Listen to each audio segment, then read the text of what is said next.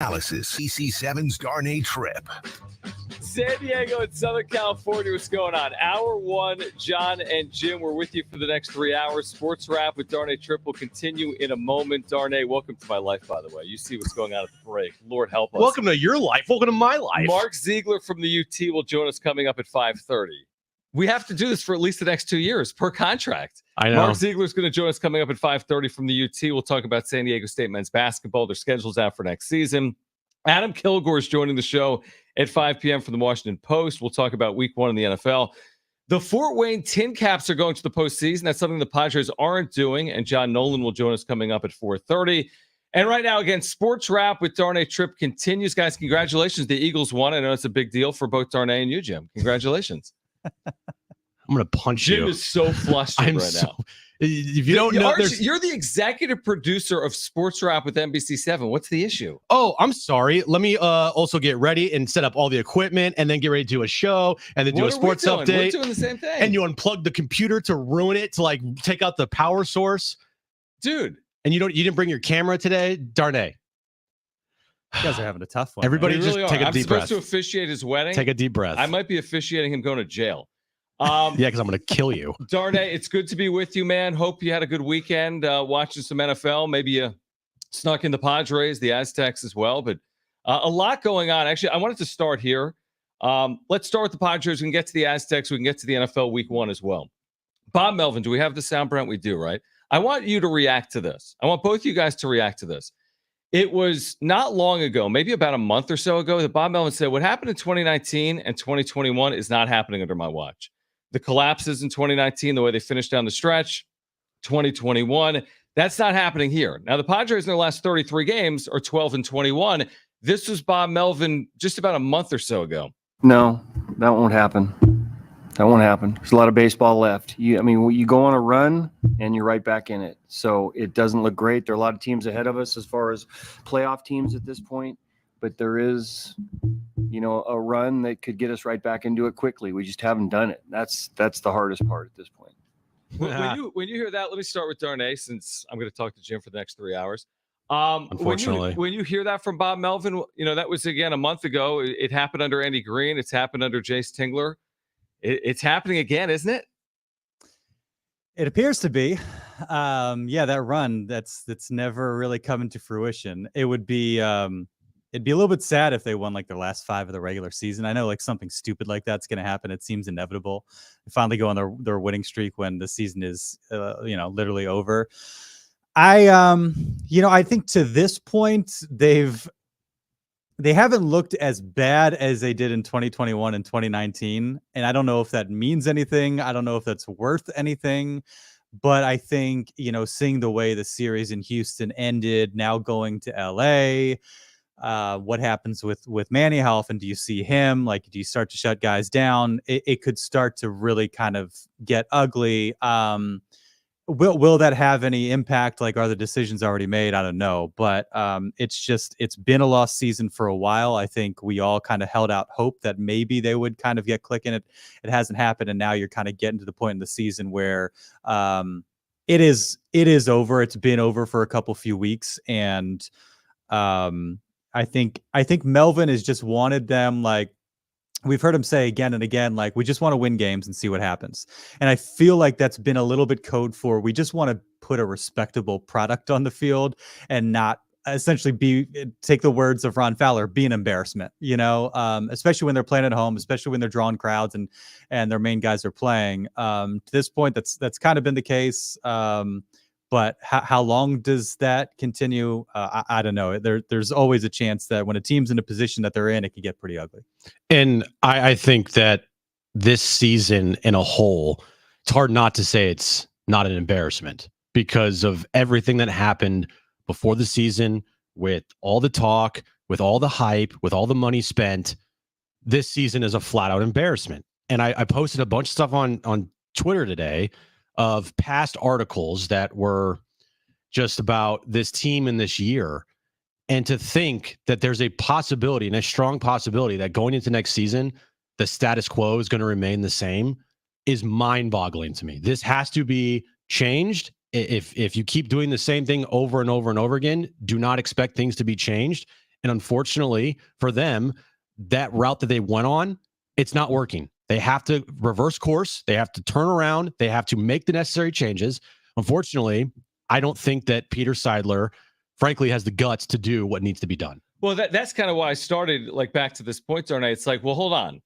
If it happened under Andy Green and Jace Tingler and Bob Melvin, is it a poor reflection on all three of them, or is it a poor reflection on the organization? Like it's one thing for it to happen under one manager. It's another thing to happen under a second manager, both first-time managers. Now you got this veteran experienced manager that's won at a very high level. It's like, at what point does it go beyond the managerial office and does it go to the front office and potentially even up to ownership? But it's like, if this is happening with three different managers, maybe it's not the manager, right?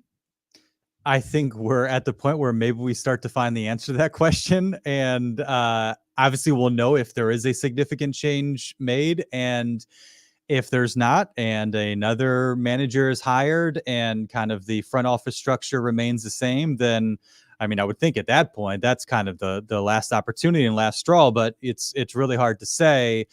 I did see Jim go on his retweet storm earlier today, and I was like, did I miss something? Did I miss a headline? Did something happen? Is this like old takes exposed when something happens and all of a sudden you see the retweets? But what I saw that kind of struck me in the Peter Seidler quote, and maybe I might be reading too much into this and there might not be anything to it, but he did say, you know, when you have a bad couple months. And so when did he say that? Was that in June, July 1st? July 1st. So now we got a couple more months after a bad couple months. And so like, does it, at that point you could say, okay, we saw what happened last year. This team's going to turn it around. I'm not going to sound any alarms. I'm not going to make any major declarations or officially place somebody on the hot seat. My question would be, has Peter Seidler's perspective and outlook changed given that it's not early July anymore? That's the biggest question that is going to be, hopefully answered here at the end of the year is, will Peter Seidler, because I feel like nothing else matters right now. I don't know about you guys, but to me, the only thing that matters is, what does Peter think? That's all that matters to me. I don't care about, honestly, I really don't care about Blake Snell's Cy Young, quest here. I don't care about the last 18 games of the season. I don't care where none of that matters to me. All that matters to me is, what does Peter Seidler think? And has his thoughts changed since this pretty big declaration that he gave to Kevin Acee about how excellent AJ Preller is and how he's not going to fire him and how it's just a couple, like you said, Darnay, just a couple of bad months, and he believes in this franchise and he believes in stability. That's the biggest question mark to me. That's the biggest question for me is, whenever he speaks, which I hope is soon, because it needs to be like the second the season ends, you better have a press conference set up for the very next day.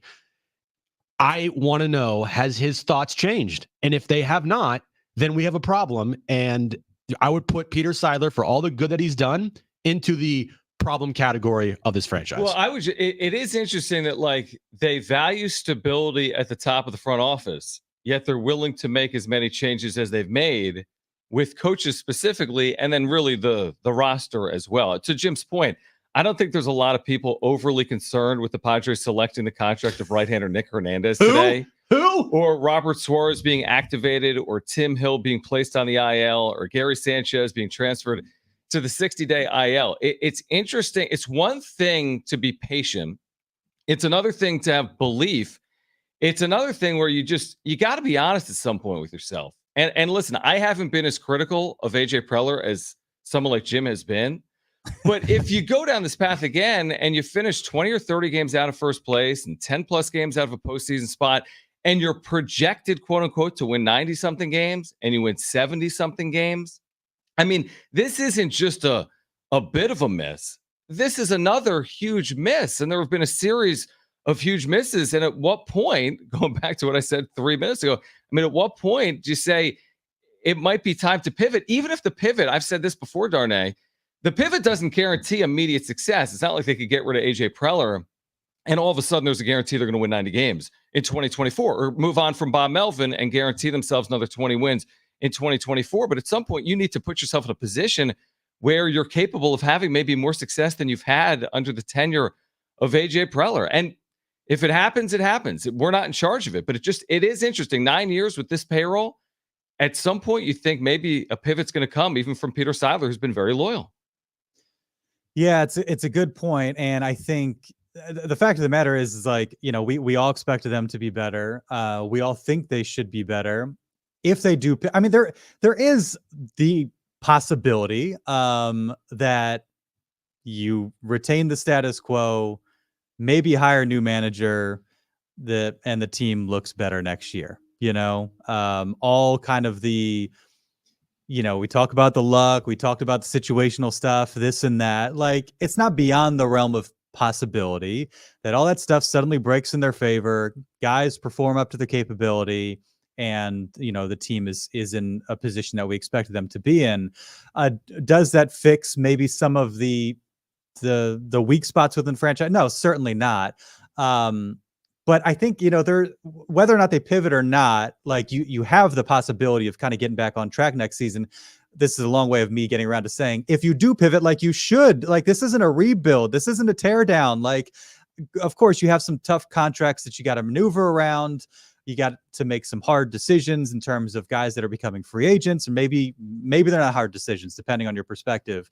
But when you have the talent that they have coming out, the top level talent, when you have kind of the guys in the farm system a little bit closer, when you have kind of the big contracts like Pomeranz, possibly Hader, Snell coming off the books, you're going to be able to maneuver a little bit and spread some money around and maybe kind of add to your depth. Like, they are in a position where if they do pivot, if there is new leadership, like, they should be able to position themselves pretty well and still have a roster that's like way better and way more talented than some teams that do make the postseason here and there.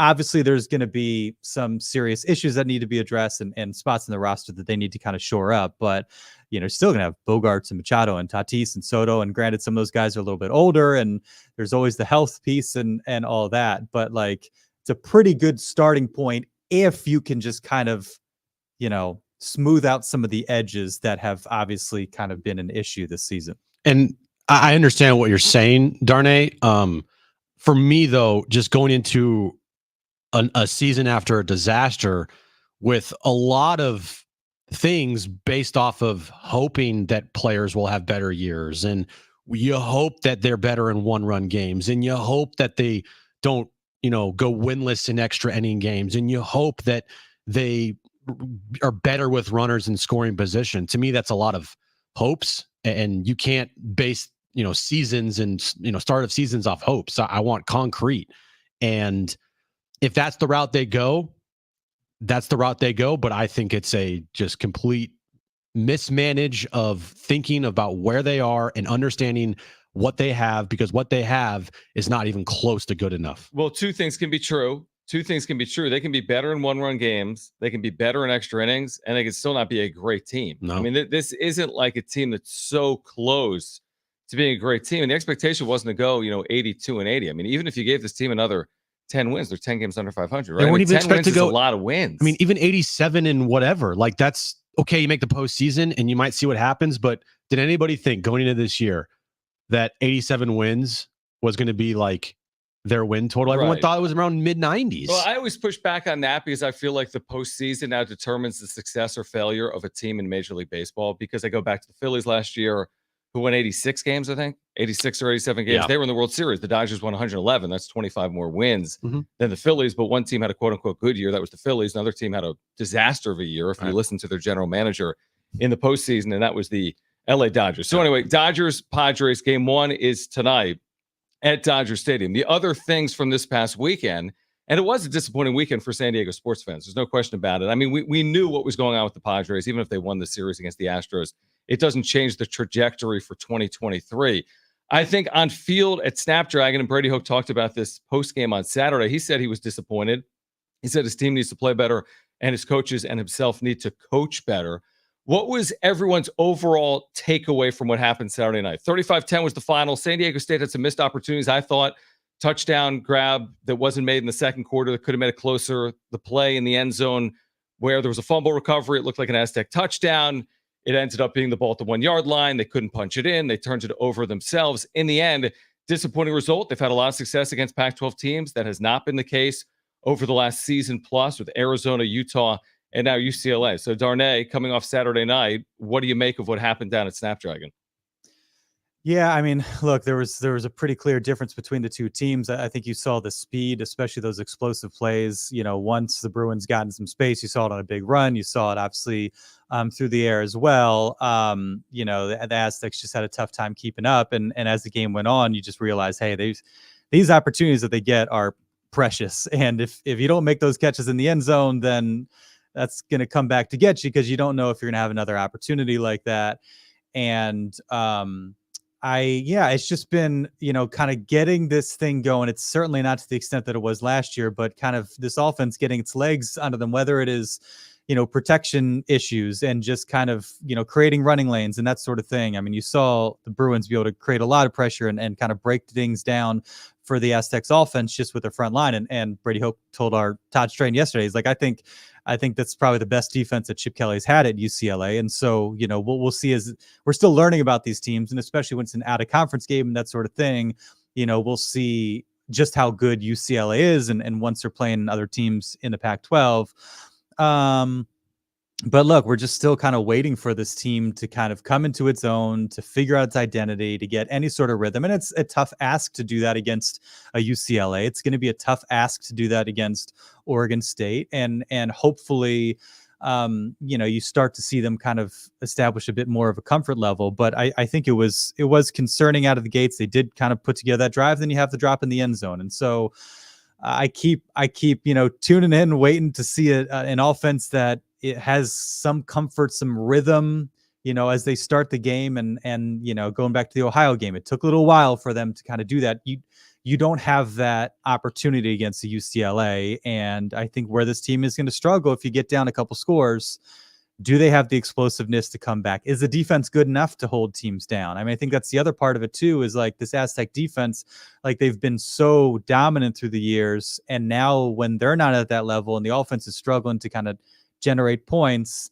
once you get down, it makes it difficult to, for you to kind of get back into the game. I thought this weekend was a bit of a step back for this program, honestly. The last three Power Five teams you've played, you've gotten blown out in every single game. I don't know if that's going to change this weekend versus a top-ranked Oregon State team. Who knows? But I do think that people are getting antsy here. And the last year, coupled with not really good play against Idaho State and then getting blown out on Saturday versus UCLA. Yes, they beat Ohio, and I thought that, overall they had some good moments in that game, but they have not put together a clean game and a really good game so far. So I think people are getting antsy. I think people are getting frustrated, and I don't blame them. I went to the game and I was there, and the disparity in size, and we talked about it on the pregame show, even J.R. Tolver talked about it. The size disparity between UCLA and the Aztecs was massive. They're faster, bigger, stronger. And as a program coming off a 12-2 season, Mm-hmm. right? In 2021, you expect that going into a brand new stadium, like the program to continue at that rate. And the expectations for this program is 10 wins every year to be in the conversation for a Mountain West Conference title. And hopefully in the future, whenever that is, I don't know now, competing in a Power 5 conference. If this team was in the Pac-12 right now, they'd be the worst team in the Pac-12. I mean, the Pac-12 is loaded in the last season of existence. I thought this Saturday was not good. It was not good. And yes, there was some miscues. If they catch the ball in the end zone and that play that should have been a touchdown is, an actual touchdown on the fumble recovery, okay, but they still would have lost the game. So I thought that it was a bad weekend for the Aztecs. I think here's another two things can be true. Because what's happened against Pac-12 opponents the last 2 years, while not encouraging, doesn't necessarily mean anything about what we're going to see in the Mountain West, but we don't know it means anything better either, right? It doesn't guarantee they'll be good in the Mountain West because they didn't play well against the Pac-12. It doesn't mean they're going to be bad in the Mountain West. We said for weeks leading up to the season, these were the 4 games. We said you had to beat Ohio or you'd really put yourself in a spot where you could be, who knows, through 6 games. But you beat Ohio. But this UCLA, Oregon State, Boise State, Air Force stretch of games, you got to find a way at this point to at least get one of them. And if you get one of them in the Mountain West, by the way, you might say, hold on, 1-3 in those 4 games, you'd be 3-3. But if you beat either Boise State or Air Force, you're 1-1 in the league, and you've beaten one of the two teams that was picked in the preseason top 2 in the Mountain West. I still see it that way. You're going to have to beat a Boise State or an Air Force. Otherwise, there's not going to be a Mountain West championship game for the Aztecs in 2023. So, yes, discouraging on Saturday. We'll see what it ultimately means, Darnay, for the Aztecs once we get into league play. Yeah, I think what was a little bit concerning is you see Idaho State get smoked by Utah State. I mean, it's a 50-point disparity. That's what you kind of would have liked to have seen the Aztecs do, something like that against Idaho State. Boise State, they got run by Washington. They lose at home to UCF. So, they obviously don't appear to be at the same level of Boise State teams of old. Air Force, you're going to their place. You're playing at altitude. You're playing their system. These are tough games ahead. And you're right in that the ultimate goal, like I don't think any of us went into the season thinking like New Year's Six, right? Like probably wasn't the expectation. I think the goals and expectations, certainly now that you're a few games in, are let's win 22. Let's finally win 22. Let's get a conference title and kind of get back to the top of the league. And that's still obviously right in front of you. But how confident am I that they can get that done if they continue to play the way that they have? Defensively, the lapses that they've had, and then, some of the struggles and the inconsistency offensively. I don't know that you can snap your fingers and just expect that to happen. I think it's going to be difficult, and they've definitely got to kind of clean some things up if they want to kind of maintain that ultimate goal. All right, catch this tonight. NBC7's Roku channel, Sports Wrap, Darnay Trip, each and every Monday night at 9 p.m. Darnay, always great to see you. Appreciate you doing it. We'll do it again next week. Thanks, guys. On the other side, more concerning comments from Juan Soto. Did he say again that the Padres have quit? Plus a great guest lineup lined up for you today. Mark Ziegler will be on the show. Adam Kilgore on the NFL from the Washington Post. John Nolan, broadcaster for the Fort Wayne Tin Capsule, joins at 4:30. Stay with us on Jon and Jim.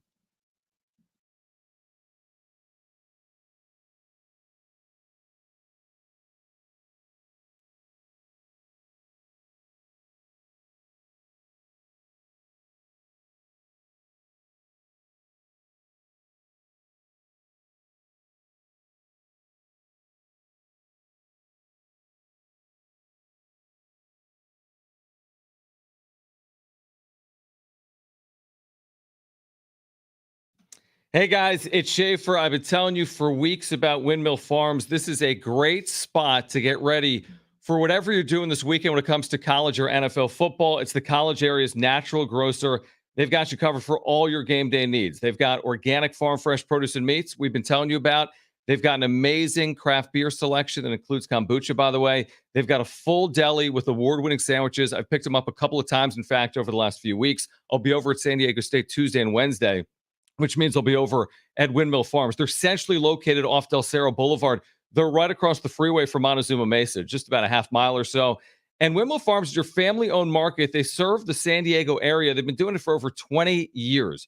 You can visit windmillfarmsmarket.com. They have weekly specials available there. They've got some really, really good weekly specials. And again, whatever you're looking for, it's the produce, it's the craft beer, it's their deli. They have so much more than that as well. Check out their specials, windmillfarmsmarket.com. And remember, shop local, shop at Windmill Farms.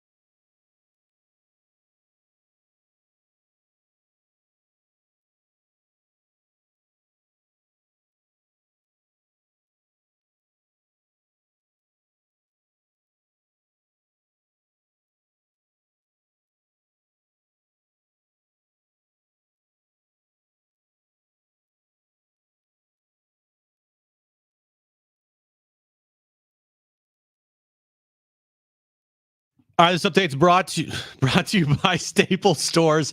Padres, they take on the Dodgers for a 3-game series starting tonight up in LA after they lost 2-3 to the Houston Astros over the weekend. Moving over to NFL Week 1. Yesterday, Dolphins beat the Chargers 36-34.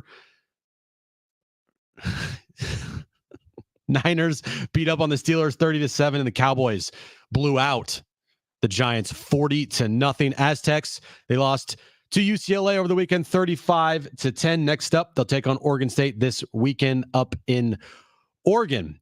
Staples has big savings on everything for school or the office. Save on school essentials like notebooks, pens, and crayons in stock and backed by Staples Price Match Guarantee. In store only. Visit staples.com/price match for details. School on, save on at Staples. All right. This is a giveaway for me real quick. What's the name of the town that Oregon State is in?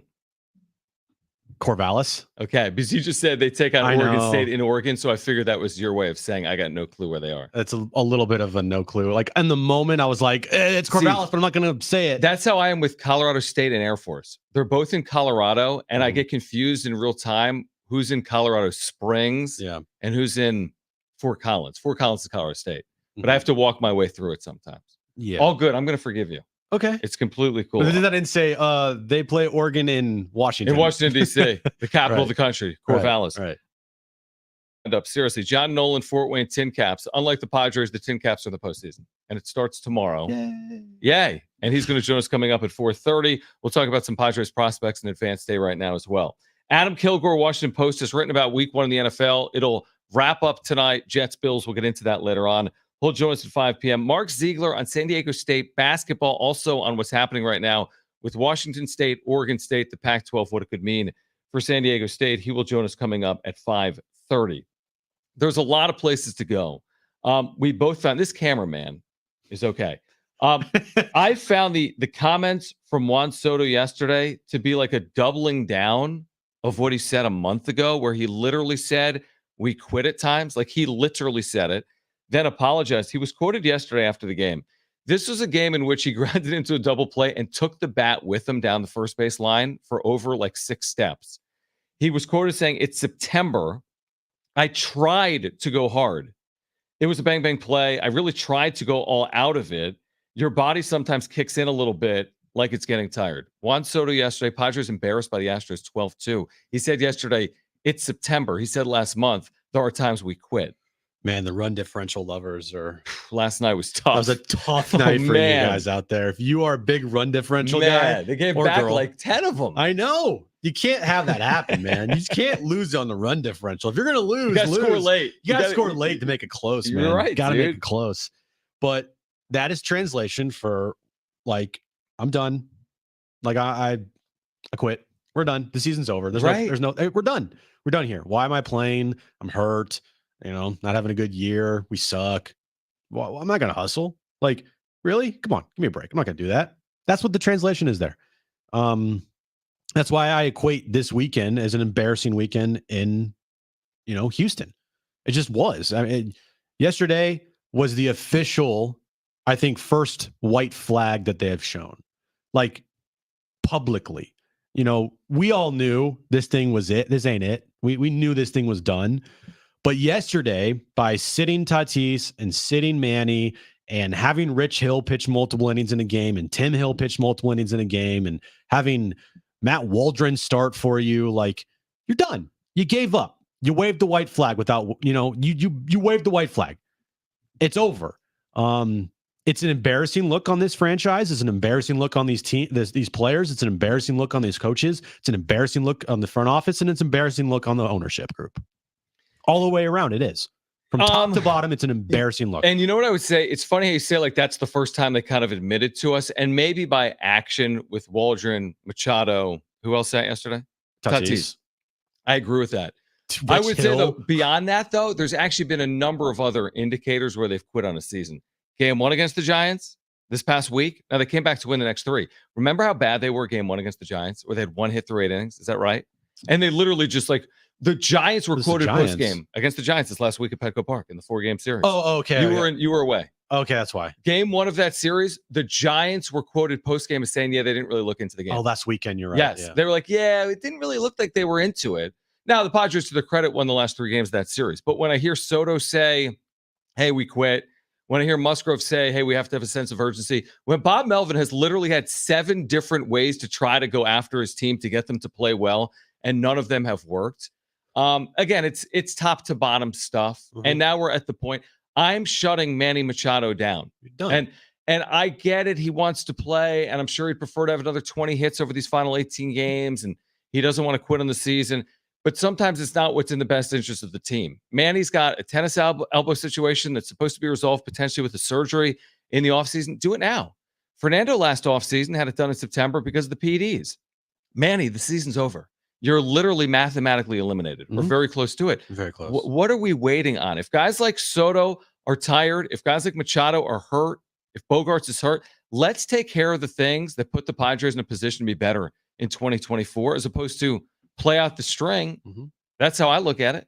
Yeah, and we've talked about this on the wrap-up show a bunch. Even last night, you have the accountability of this team is very low. I don't know when we're going to hear from Peter, but it better be the second after the season's over. I understand if in a season, like you're not going to talk. I totally understand that.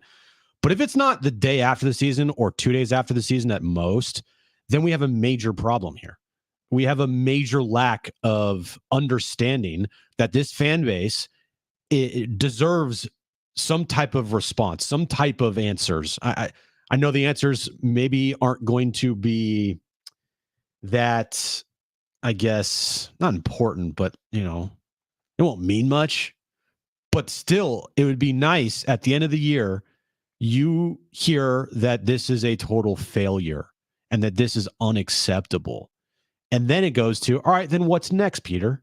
What do you do next? If you're saying this is unacceptable and that this can't happen again, what are you going to do about it? Are you going to stay with status quo? And are you going to keep AJ Preller around? I personally think the main reason why you have been in this position 3 out of the last 5 years. Or are you going to do what's necessary and have the guts to fire this man and get it over with and rip the Band-Aid off? And you might be screwed for a couple years, but at least you won't have this guy ruining your franchise every single year, it seems like.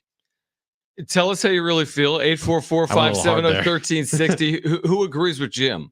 844-570-1360 or 70470. You can start your message with team. I don't need Peter Seidler to tell me this season's a failure. I need 2 eyes. Because it's just a failure in all respects. Final record, their ability to contend.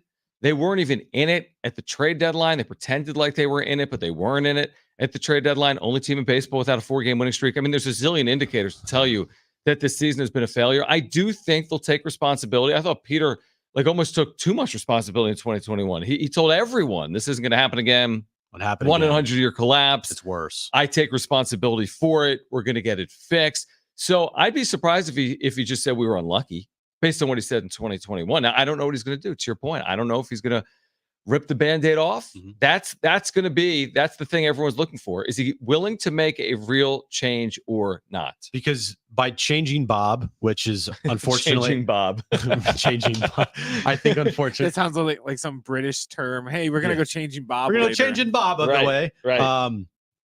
If they do get rid of Bob Melvin, which seems like it's gonna happen, or Bob's just like, screw it, I don't want to be a part of this anymore. Like, it's not been, besides the postseason run we had last year, it's been a real grind the last 2 seasons, a massive grind, especially this year.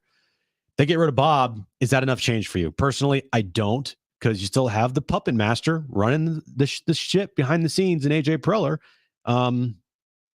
Yeah, dude, it's not good. It's not good.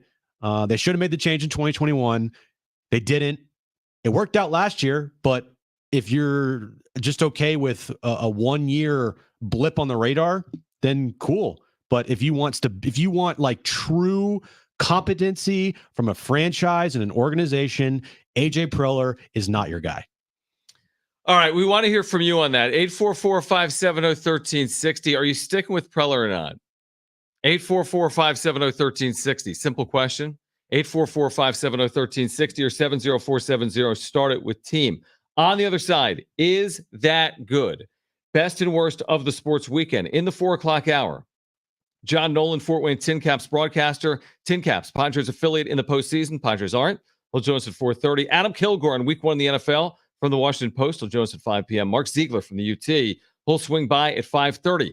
Best and worst of the sports weekend. Is that good? Next.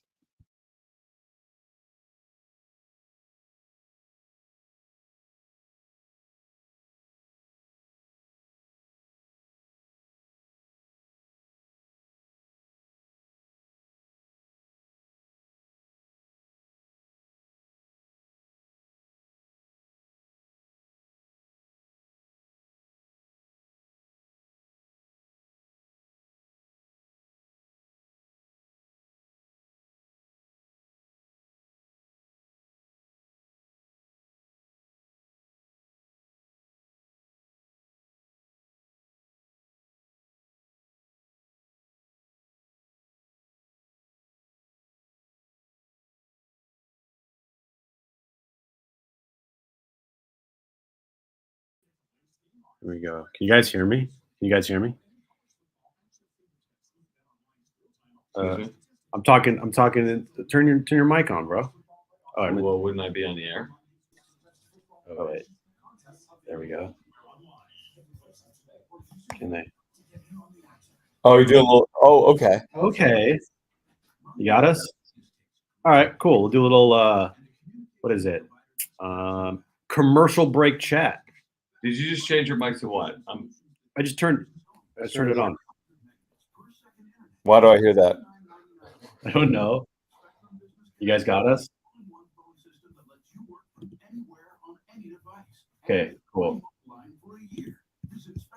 Well, I wanted to get the super chat here from our buddy Joshua. He says, "Hey guys, I commented this on your post, but I find it so frustrating. The Padres probably won't sign Snell and didn't trade him for much needed stock for the farm." Yeah. Okay, you guys can hear us. This is kind of cool. I like what you're doing. Okay, so I find it so frustrating. The Padres probably won't sign Snell and didn't trade him. Yeah, it's like to do one or the other, Joshua. To your point, and thank you seriously for the super. We do appreciate that. And if you guys want to weigh in with supers, we'll get to them at the breaks. I like what Jim had a good idea for the first time in his career. Yeah. This is an interesting point, Jim. We have talked about it. It's like, okay, if you're going to keep him, you could entertain resigning him. We're against doing that because you're not going to spend $200 million like Snell. But if you're not going to keep him, then you could have moved him a month and a half ago. And they absolutely could have moved him, and they would have received a really good haul for him a month ago. They swung and missed. Massive swung and missed. I think it's swing and a miss. Swing and miss? Yeah. Swung and missed. They swung and missed. They swinged and missed. I don't know. It's a complete whiff again by Preller. They tried, their credit. I think I was fine with it. I wasn't like overly excited about it. You were fine with what you're saying when they held out, so? Yeah. I was like, look, at least there's a direction now. Like, at least there's a direction with the team. Mm-hmm. But I also did say at the time that because of this, they better make the postseason. Like, they better make the postseason. Well, spoiler alert. They didn't. They're not going to make the postseason. So, yeah, I mean, listen, it's fair to be critical. There's a lot of questions, Joshua, that need to be answered in the offseason. Why did you try to add at the trade deadline? Why did you move Snell and Hader? Are you going to try to re-sign these players? What are you going to do with Juan Soto? How do you prevent this from happening again in 2024? So thank you again for the super. If you guys want to weigh in with supers, we appreciate it. We'll get to all of them while we're at breaks. Kind of like behind the scenes, like Backpage Jon and Jim. Yeah. A little bit. I could say cuss words. And watch this. Shit. And watch this. This team sucks ass. Hold on. Watch this. Can they hear this? Yeah. I think so. Yeah. All right, on the other side, is that good? The best and worst of the sports weekend, plus John Nolan, voice of the Tin Caps. They're heading to the postseason. He'll join us at 4:30. Stay with us. Yeah, I can cuss here. We're in the break. Are all our mics off? Though? Yeah, because it's not on iHeart. Shit. Yeah, but your backdrop. Oh yeah, the backdrop. But I don't think iHeart has a curse policy on like social media. And if they do, you got never fired. had. Screw it. All right, guys.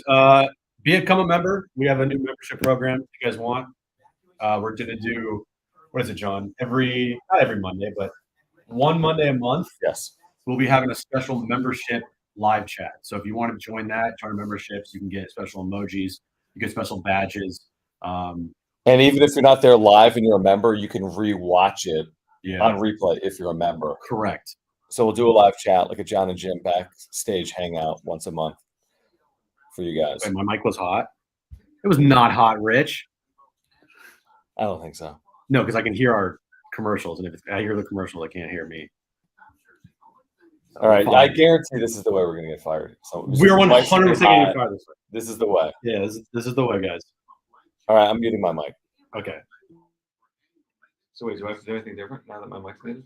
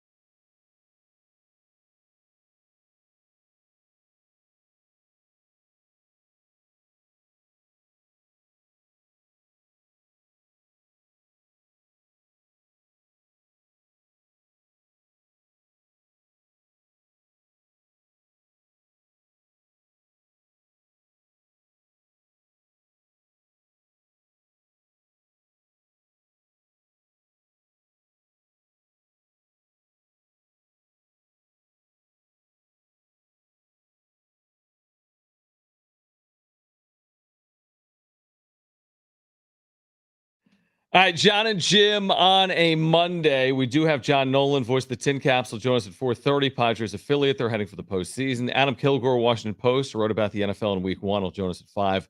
Mark Ziegler will join us at 5:30. We have giveaways today, Brent. Do we not? We're all over the place. Are they in the rundown? They are.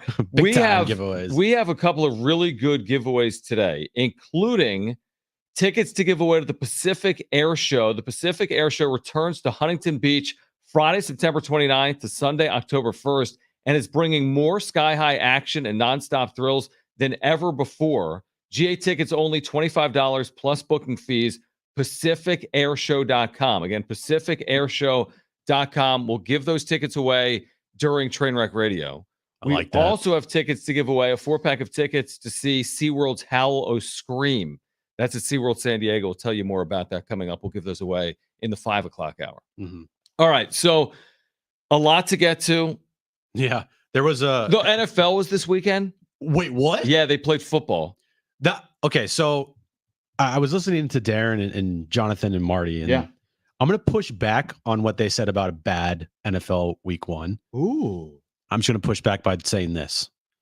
Do I agree the games weren't great? I do. But anytime you get football back in Week 1, it's a good weekend. That's how I view it. That's your argument? What? I thought if the 49ers didn't win by like 30, would you still have the same opinion? Absolutely not, Brent. Well, your argument is basically like it doesn't matter what happens. It's just the NFL. So I'm cool with it. By the way, I got the new YouTube TV Sunday ticket. Yeah, what'd you think? Amazing. How come? But you can't choose your 4 games, right? They're predetermined, like the 4-pack of games you're watching. You couldn't choose Niners, Eagles, Saints, Titans. No, you could. I heard you couldn't. The thing is, the local broadcast. So the Chargers and the Dolphins. Yeah. And then if what other game? Just say Eagles, Patriots. Well, the Eagles, Patriots, I could watch that. Oh. The Rams, Seahawks, right? Sure. Those are the 2 local teams in this area, right? So you have to like put in your zip code and say, oh, you're in San Diego. So whatever local team is, it's a blackout. So you couldn't watch those 2 teams play. Wait, so okay. Sunday ticket is basically it's meant for out of market games. So it's running just like the MLB network. No, interesting. I didn't realize it's meant for out of network game, because if I'm in market, I can just go to my television and watch the game. Correct. But if I don't have cable, for example, or if I don't have the ability to watch in market games, I'm not getting the in market game. Correct. Oh, I didn't realize that. And then you also could have red zone. So what I did was I got the red zone and the out of market package. and you could do a quad box, which was amazing. And one screen was like red zone, and then 3 other screens were all 3 games. 3 games. That's right. They did that. I did that with college football this weekend, and I did it with YouTube. They had the week 1 free trial. Every NFL game was on YouTube TV. So I was able to do it, but I couldn't pick. It just had like 4 packs of games, or like 2 or 3, but I wasn't able to choose like Eagles at the same time as whatever else. There was somebody actually on TikTok that explained how you could get and how you Anything could you choose wanted, which games you wanted. You could have like red zone and then another game, or you could have 2 games on, or you could have 4 games on, or 3 games, or 2 games in red zone. Well, I thought there were good games, but not all of the prime time big games were good. I'll give you an example. Chargers game was a really good game. Yeah. There were a couple of other like mid-tier games, like what was it, like Saints game and like like there were some close games. Broncos Raiders. Yeah, it was a close game. Wasn't like, but like played Cowboys well. Giants Sunday Night Football, awful game. Awful. Pittsburgh San Francisco, to the Niners' credit, awful game. But I did think that there were some decent games. We'll see about tonight. Bills Jets. All right, let's get to this.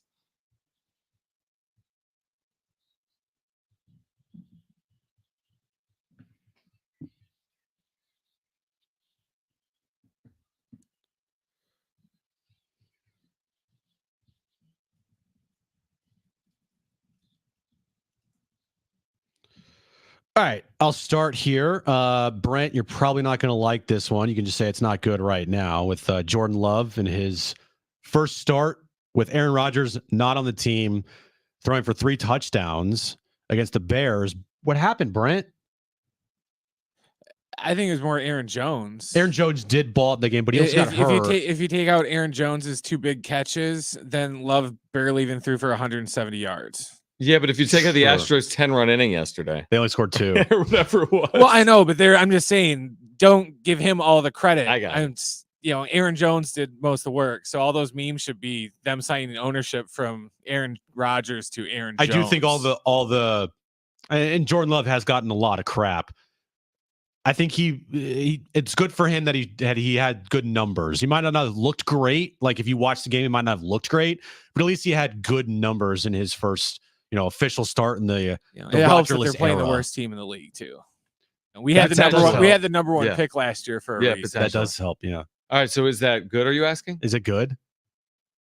It's not good. Not good. Not good. No, not good. Not good. Not to burn. Not good enough. How about this? Joe Burrow was very, very not good. 14 for 31, a career low 82 yards, benched late in the rain, a 24-3 loss to the Browns. This on the heels of the richest average annual contract in the history of the National Football League for Burrow this past week. Is that good, Brent? It wasn't great. No, not great at all. This was good though. 49ers, Steelers. Niners won 30-7. Brock Purdy, 2 touchdown passes. He's the first quarterback, I think, ever for his first 7 starts to have 2 touchdowns or more passed it, thrown in a game. Christian McCaffrey, 158 yards and a touchdown. Hold on. Brock Purdy is the first quarterback in NFL history to throw 2 or more touchdown passes in his first 7 NFL starts. Yeah. Wow. I think that's right. He thinks it's right. Okay. I think it's right. Sounds good. But it's something like that. I did not expect it to be that type of game. I thought it was going to be much closer. But the Niners looked good against a pretty good Steelers team. Made the Steelers look really bad. Made them look like they didn't know what they were doing. Made Kenny Pickett look like he was a bust. But Niners 37 win. Is that good, Brent? It is good! All right, sticking with the NFL theme, this was a thing of beauty. The Dolphins yesterday in LA. I mean, big plays late from Tyreek Hill Our and Dolphins, Tua. baby. Tyreek Hill, listen to this line. This is a joke of a line in the NFL. 11 catches, 215 yards, 3 touchdowns, including that late score and a come from behind win over the Chargers. Is that good? For Tyreek Hill and the Dolphins, is that good? It is good! And finally, for me, the Padres played baseball this weekend. Is that good? Not really. No. It was good Friday, Blake Snell and company, but Saturday and Sunday wasn't so good. No, it wasn't good at all. Wait, hold on. I have one more. Yeah, what do you got? My final one is that the Cowboys sacked Daniel Jones 7 times. Beat their longtime rival, the New York Giants, in the Meadowlands 40-0. They've won 12 of the last 13 in the head-to-head series. For the Cowboys, is that good? It is good! Why was Daniel Jones playing with like 4 minutes left in the pouring rain and getting hit on every play? I saw that the last 2 games the Giants have played against the Eagles and Cowboys, they've gotten outscored by a total of like 78 to like 13 or something. Last night was, I mean, I'm sure the ratings are good. It's the Dallas Cowboys Sunday Night Football. Yeah. But wow. Wowie. That thing was ugly. All right. On the other side, we're going to get to the wrap. We'll do that coming up in the 4 o'clock hour on the other side. Also, in the 4 o'clock hour, again, we're going to give away tickets to the Pacific Air Show. It returns to Huntington Beach Friday, September 29th to Sunday, October 1st. It's bringing more sky-high action and nonstop thrills than ever before. And again, GA tickets only $25 plus booking fees. PacificAirshow.com. John Nolan, Fort Wayne Tin Caps, their broadcaster. He'll join us at 4:30 plus the wrap coming up next. Hour 2, John and Jim.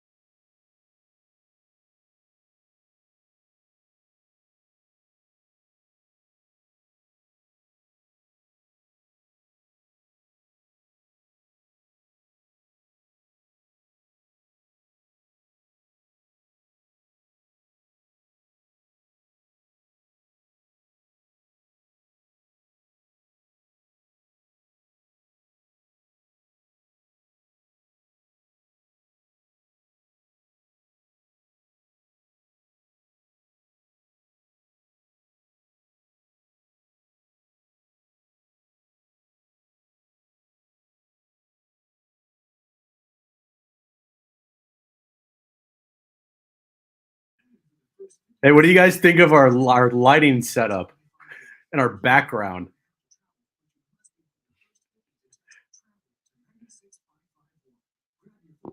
I mean, I literally need to wear sunglasses.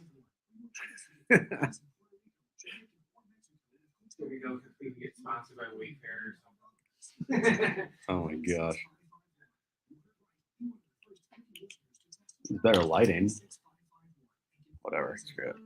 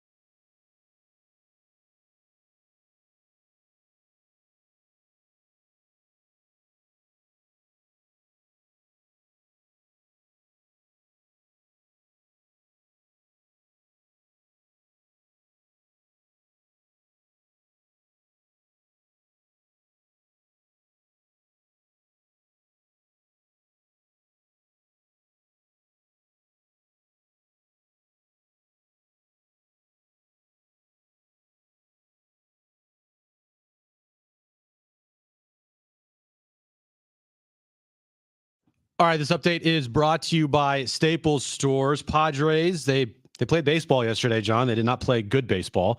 They lost 12-2. They started a 3-game series with the Doyers tonight up in LA. NFL Week 1 kicked off yesterday. Dolphins beat the Chargers. Cowboys blew up the Giants.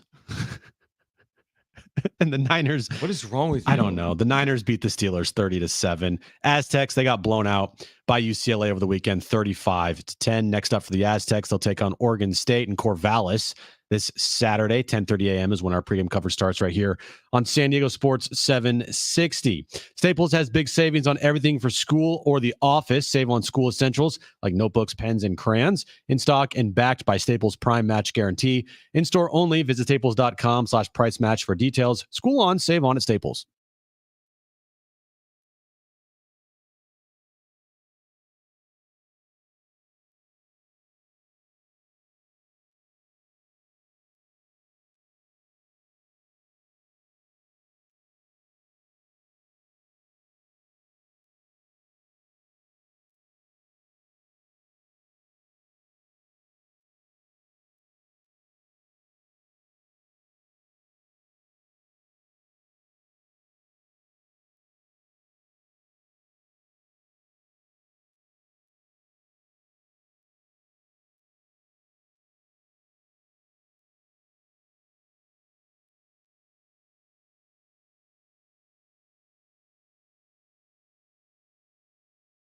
All right, San Diego and Southern California, what's going on? It's hour 2 of Jon and Jim. We've got a good couple hours lined up for you. Mark Ziegler from the UT will join us at 5:30. San Diego State's basketball schedule is out for the upcoming season. We'll discuss that and more with Mark Ziegler at 5:30. Adam Kilgore, Washington Post on Week 1 in the NFL. He'll join us at 5. John Nolan, Padres affiliate, the Tin Caps, heading to the postseason. He will join us coming up at 4:30. If you missed Sports Wrap, catch it tonight. NBC7's Roku channel. We've got a new background you can see if you're watching the Roku channel tonight. If you're watching us on YouTube right now, you can see our brand new backdrop as well. Right. We just got it installed today. Now, who was the installer? Was this like it was not Ben me. Fletcher? I think it was our promotion, Jeff and Fletch. Okay, promotions team did it. Okay. Because I wasn't here when it got put up, but that's because you're never here unless it's 3:00. So you wouldn't have been here. It got put up at like 9:30. Exactly. So why would I be here? Yes, I was. Okay. Why would I be here? Exactly. That's my point. I know. Yes. You're like giving me crap because we're like, no, we're never I'm here. not. Am I'm I not here? No, I wouldn't be here when it was put up either.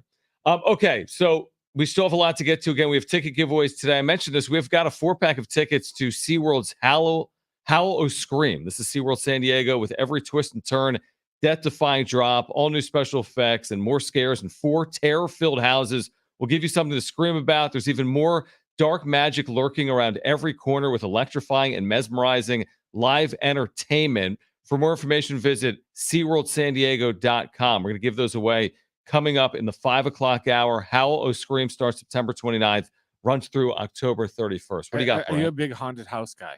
No. I didn't think you would be, but I figured It's way too scary for me, especially when they use live actors and they've got like knives in their hands. I'm like, yo, dude, like I'm just here for like the popcorn. Why do you have an actual knife in your hand? See, I don't like the scary haunted house thing either, because I get very like jittery. Yeah. And if someone comes around a corner, I'm like, You want to like fist up. punch him, right? Like, let's go, dude. Yeah. How often do you think that happens I bet it in happens. haunted houses? I bet it happens a lot. Yeah. Because I mean, sometimes you could overstep your bounds if you're one of those people like in the haunted house And like touch someone. and touch somebody, and that person can be like, "Nah, dude, I'm not having that," and then And there's smack you. These actors have like gore all over them and like blood and What if it's vegan gore?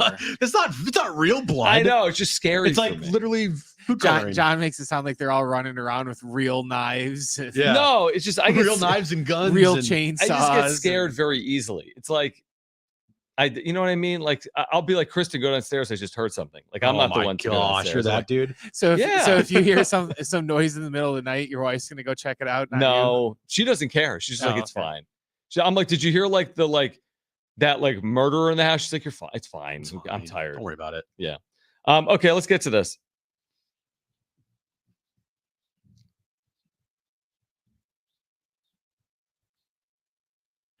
Who's been the most impressive team in the NFL in week 1? I will be a homer, and I'll say the 49ers. Oh wow. And that's going to completely jinx them to now like get their Lose ass out. kicked by the Rams next weekend. But if I'm just looking at objectively, and I'm looking at in just a vacuum of week 1, it's hard not to say the 49ers because of who they played. The Steelers, they're not, I think that they're better than the Giants.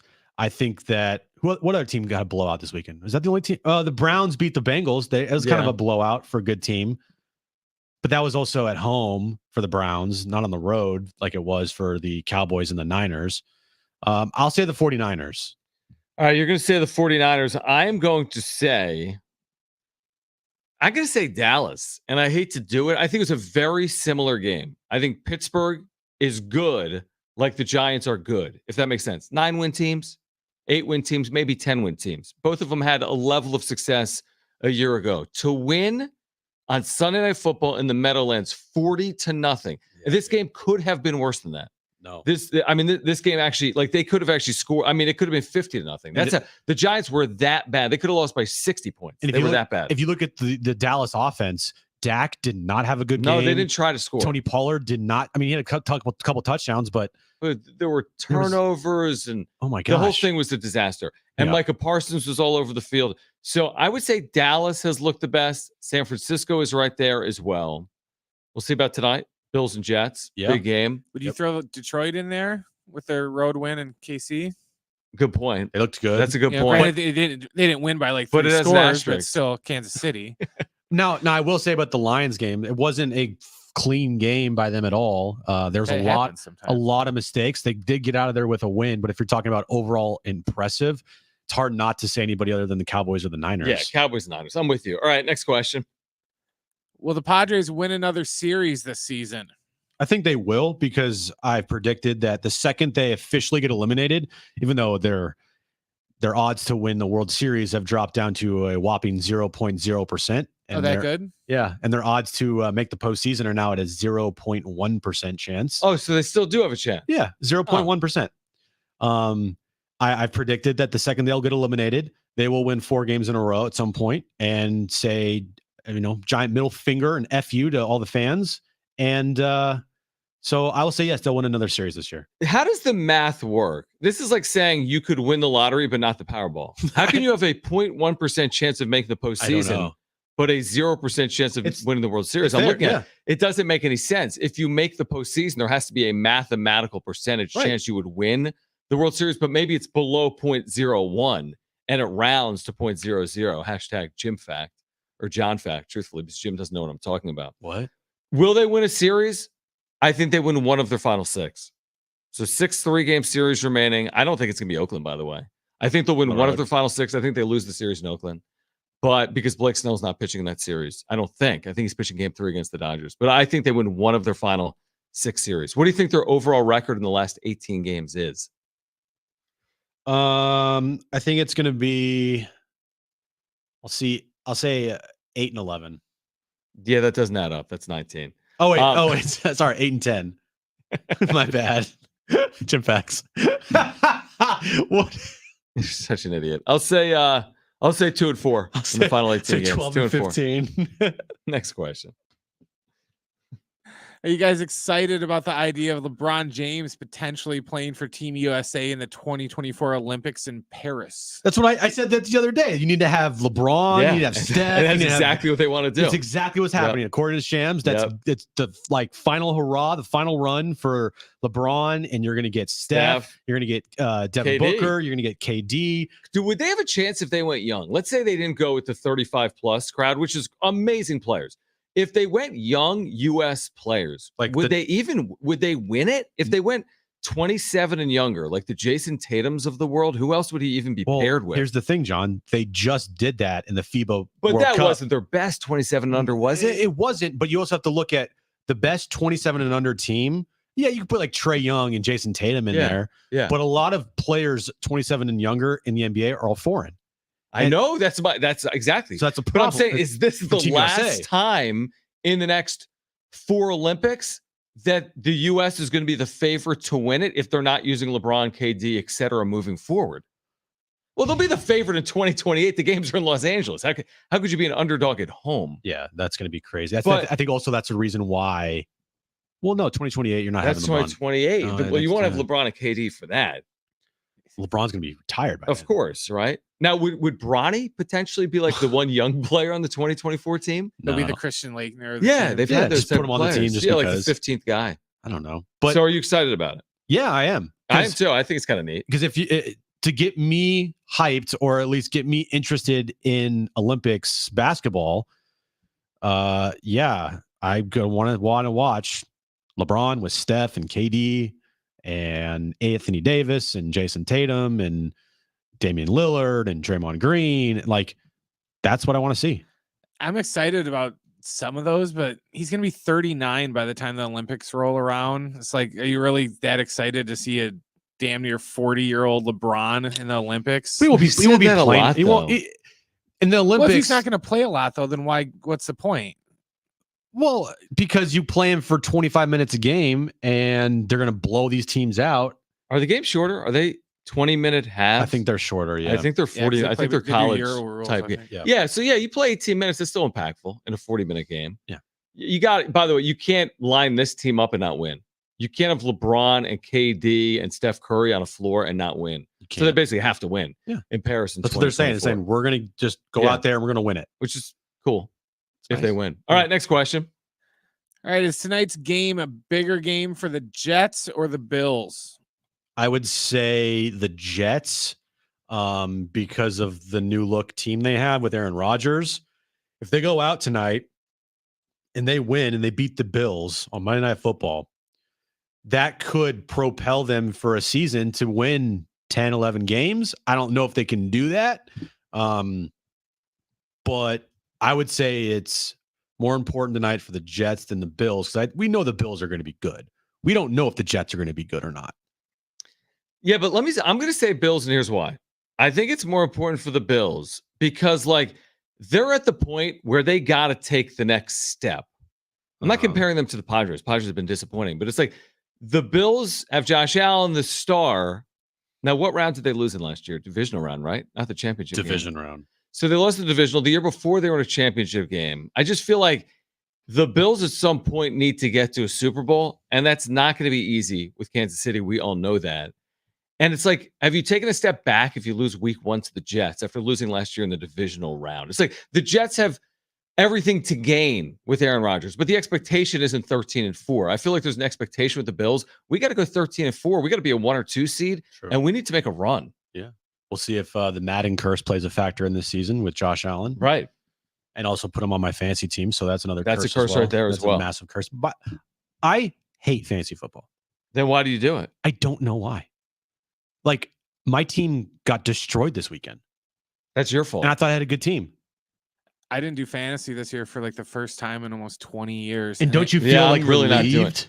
No, I felt like a Anxiety? rudderless ship. Really? Like I had Nothing to watch for. Normally it'd be like when I'm looking through the schedule of games, I'm like, okay, I'm gonna watch this one or this one because I have guys in it. And with no fantasy horse in the race, I'm just like, all right, I guess I'll watch Cleveland and Cincinnati because that's what's on Paramount Plus. It felt until the Bear game started, and that didn't last very long. It just felt kind of meaningless without fantasy. We are, by the way, doing fantasy this year because we're going to have a fantasy guest with us each and every week from Guillotine Leagues, which we'll tell you about more later in the week. Okay. But we'll have a fantasy guest with you every single Thursday on Jon and Jim here on San Diego Sports 760. By the way, I think is this breaking news? Damar Hamlin's not active. So Damar Hamlin, who of course was not active late last year after suffering, it was cardiac arrest on field. Of course, it's an amazing story, but is now, he's been a full participant for the Bills throughout the course of training camp. He is inactive tonight against the Jets. Is there a reason as to why? Because I thought we were led to believe that he was back in a trajectory Didn't of being he play able in preseason? I don't know if he did or not. He did. He had a tackle in preseason. Okay. I know he had a tackle in preseason. I was just wondering why he was inactive. I don't know. I'm not going to speculate. Obviously, the Bills know 1,000 times more information than I do. Yeah, like is it health or is it because they've got better options available to them in their secondary? I don't know. According to NFL Network insider Mike, was it Rappaport? No, Garofalo. Okay. Yeah. He reported Monday morning that Hamlin was expected to be inactive. It's simply a numbers crunch in the Bills' deep defensive backfield. Yep. He added that Hamlin could be active on a game day basis in the coming weeks. Okay. So it sounds like they're just super deep in the defensive backfield and they don't need him yet. Where does this rank for you in terms of most anticipated games heading into the weekend? We had Lions Chiefs. I think most people would have put that at number one. I think Cowboys Giants would have been right there because of the Cowboys. Obviously, if you're a Niners fan, the Niners would have been there. But like this is probably game number 2 on the list. I mean, we've seen 15 games already, but just anticipating into the weekend, this to me is probably second to just Lions Chiefs. You could probably make an argument with Aaron Rodgers and Josh Allen that this would be the number 1 game of the weekend. Did you know that Aaron Rodgers got traded to the Jets this offseason? Yeah, that's why this game's probably on Monday Night Football. What, he did? I was wondering why he wasn't starting yesterday for the Packers. That if you don't have any team in the fight, like if you aren't a Niners fan or a Bears fan, right? If you're just an objective NFL observer, I would say tonight might be the most anticipated game of the weekend. Yeah, I because agree. You have, Josh Allen, the Bills looking to finally get over that hump, and then Aaron Rodgers with a new team and Hard Knocks as well, getting the Jets this year. So yeah, I would say that this game from the objective NFL fan standpoint would probably have to be the most anticipated. I'd probably say tonight too. Just the overarching theme of the offseason was new QBs in new places, and there wasn't a bigger QB name in a new place than Aaron Rodgers going to New York. Yeah. So, it makes sense. But yeah, I think everyone wants to see just how he's going to do, and if he doesn't do well, I think everyone's anxious to see how he handles the New York media.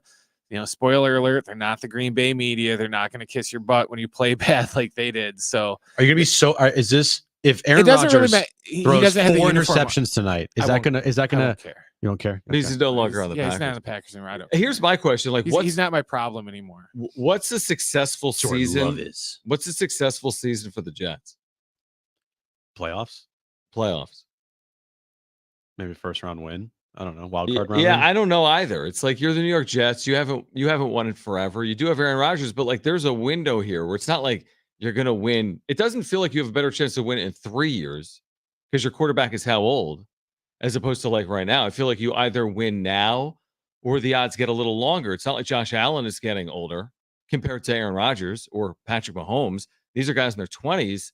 you're in your late 30s. So I feel like the window for the Jets to actually make a run is maybe shorter than some people realize. Like, how much longer is Aaron Rodgers going to play at a high level? He'll be 40 in December. So not that long, right? I mean, you got a couple of years where he's capable of playing at a really high level. Mm-hmm. Yeah. And that's it. We'll I see. mean, better than what they had. Oh, yeah. Zach Wilson. Right. And who did they turn to after Wilson last year in the second half of the year? It wasn't good. No, but I don't no idea. But that's how bad it was. Mhm. So they moved heaven and earth, and they've got Aaron Rodgers, and that'll be tonight coming up. Again, week 1 of the NFL concluding tonight, coming up in about an hour. John Nolan will join us in 10 minutes. He is the voice of the Fort Wayne Tin Caps. We have Team John versus Team Jim, Trainwreck Radio coming up later this hour. Your chance to win tickets to the Pacific Air Show. We have that 4-pack of tickets to SeaWorld's Howl O Scream that will give away in the 5 o'clock hour. Mark Ziegler will join us coming up at 5:30. Adam Kilgore, Washington Post, will join us at 5 p.m. There was an interesting story that I want to touch on briefly while we have a minute. Earlier today, out of Washington State, where Washington State and Oregon State got an injunction against the other schools in the Pac-12, which means those other schools in the Pac-12 can't dissolve the conference, at least right now, which means there might be a scenario for Oregon State and Washington State to figure out a way to keep the lights on, so to speak. Now, what does that mean? It's not the same Pac-12. SC and UCLA are gone. These other schools are all leaving.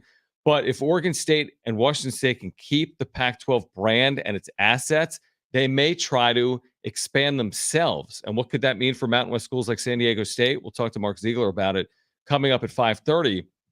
It's a little bit of like a particular, but sure, Oregon State, Washington State could join the Mountain West. That's the easy transaction. But what if Washington State and Oregon State are actually the brands representing the Pac-12, and they then add brands from the Mountain West? So anyway, what happened today in Washington State is that a judge ruled with the Cougars and with the Beavers that they are, in fact, kind of in charge right now. I'm actually, this isn't even accurate, but basically the other 10 schools aren't in charge of the Pac-12. Oregon State and Washington State are potentially moving forward. Interesting. Yeah, I'm sure you were really into that story. I was like really riveted by it. Yeah, I can tell.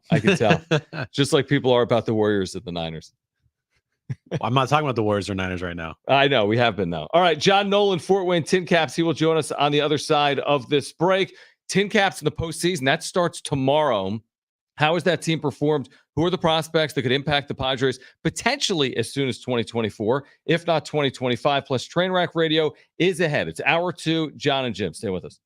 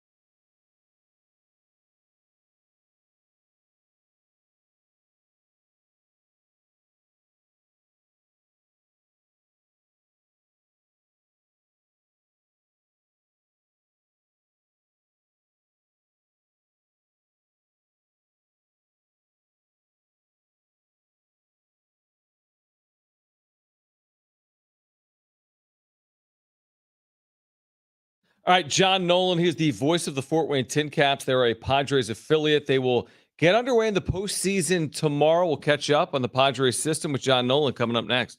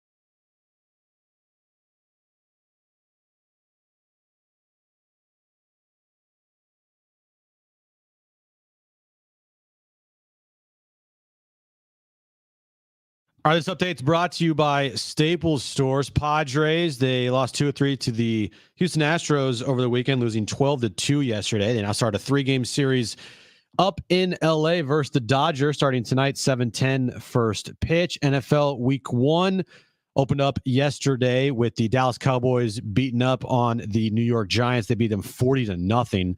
49ers beat up on the Steelers 30-7, and the Miami Dolphins beat the Chargers yesterday 36-34. Tonight, Monday Night Football, Jets take on the Bills in the Meadowlands. Staples has big savings on everything for school or the office. Save on school essentials like notebooks, pens, and crayons, in stock and backed by Staples Price Match Guarantee. In store only. Visit staples.com/price match for details. School on, save on at Staples.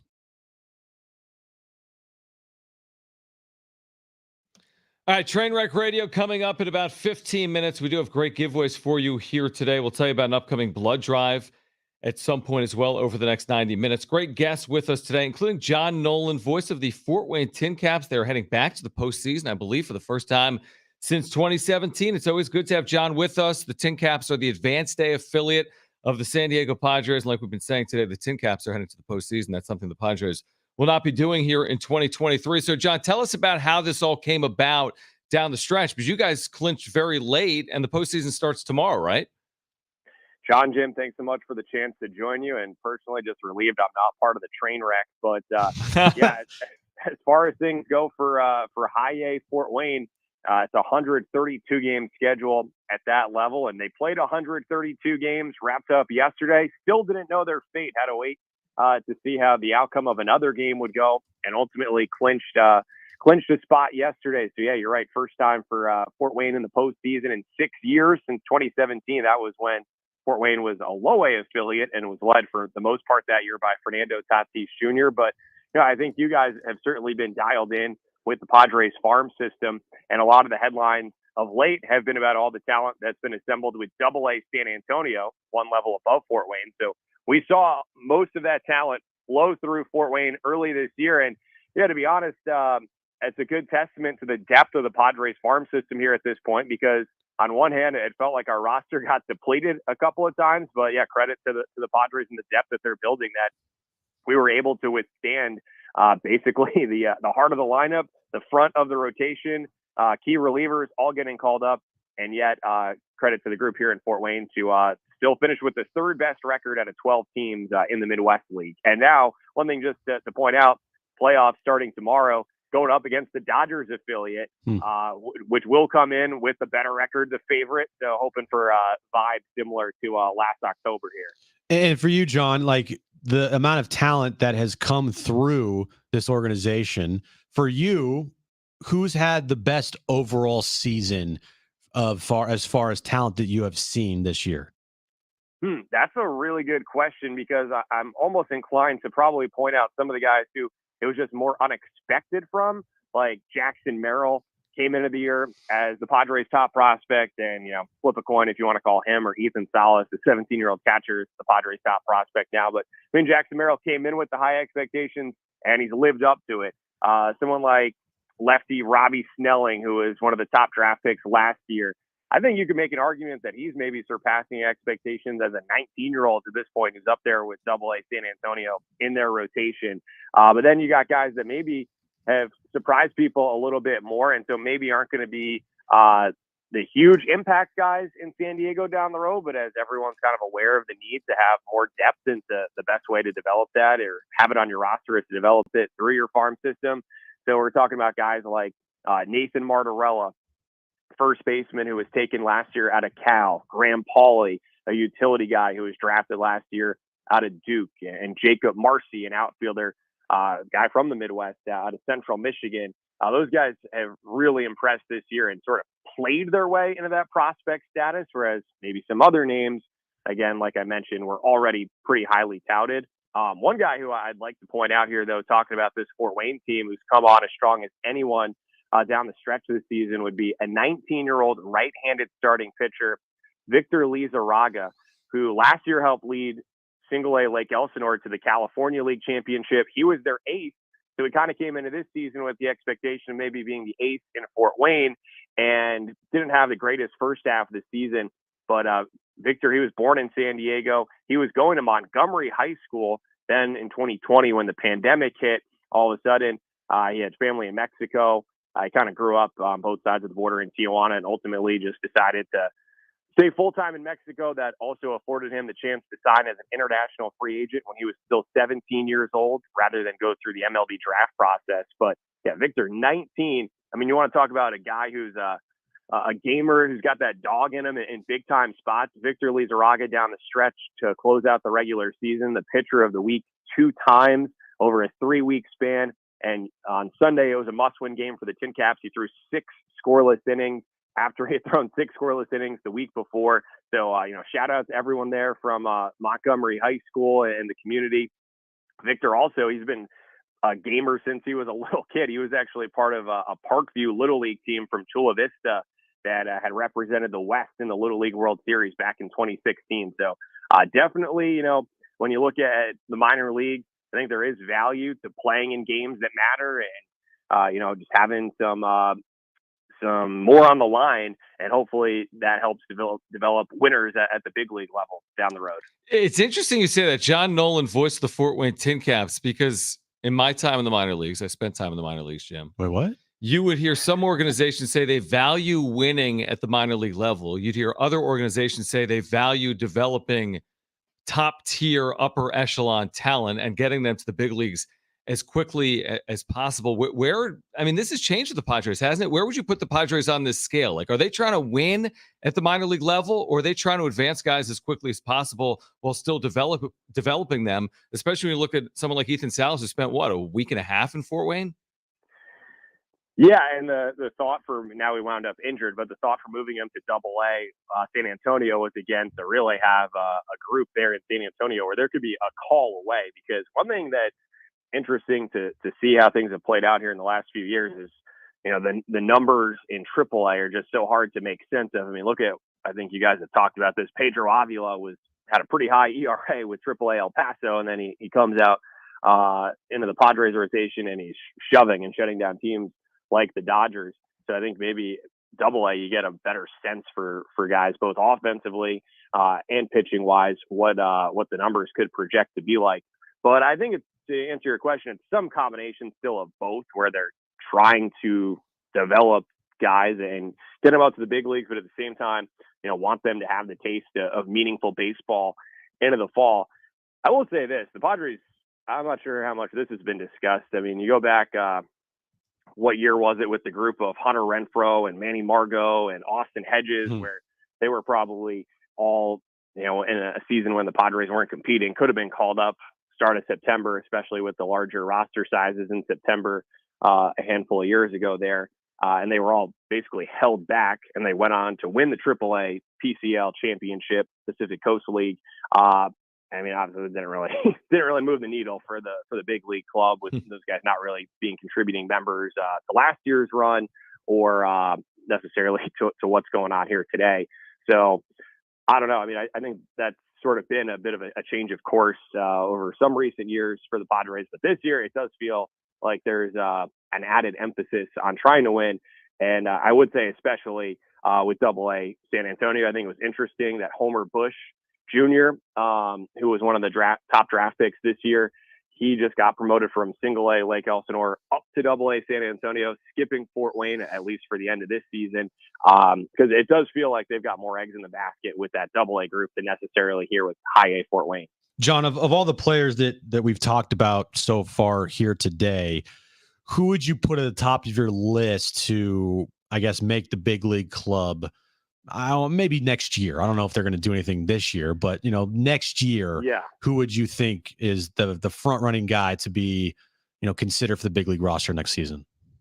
I think right-handed pitcher Jairo Iriarte, who's a 21-year-old from Venezuela, who had started this season with High-A Fort Wayne and then got bumped up to Double-A San Antonio midway through.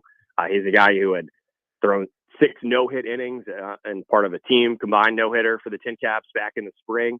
The question would be, he's been primarily a starting pitcher this year. I think he's someone who could definitely be on the big league roster by opening day next year as a relief pitcher. I think there would be more questions about him as a starter because he's definitely impressive with the fastball, and the slider doesn't necessarily have a third pitch fully developed, and that's why he has remained with Double-A San Antonio. And Adam Mazur, who was one of the top draft picks last year after being the Big Ten pitcher of the year at Iowa, kind of a similar profile. And we did see the Padres experiment with those guys coming out of the bullpen for a stint with San Antonio, in part to limit their innings and their workload overall for the year. And then otherwise, I think some of those bats that I mentioned, like a Nathan Martorella, Graham Pauley, Jacob Marcy, who were coming out of college, and so they're a little bit more seasoned. All those guys are 22. It doesn't seem impossible to think that if they continue at their current trajectory, they could be depth pieces. And again, those guys would not be like, Tatis bursting onto the scene, highlight plays, but in terms of just, adding depth to your major league roster, those guys are succeeding in Double-A right now. And again, that can be a call away.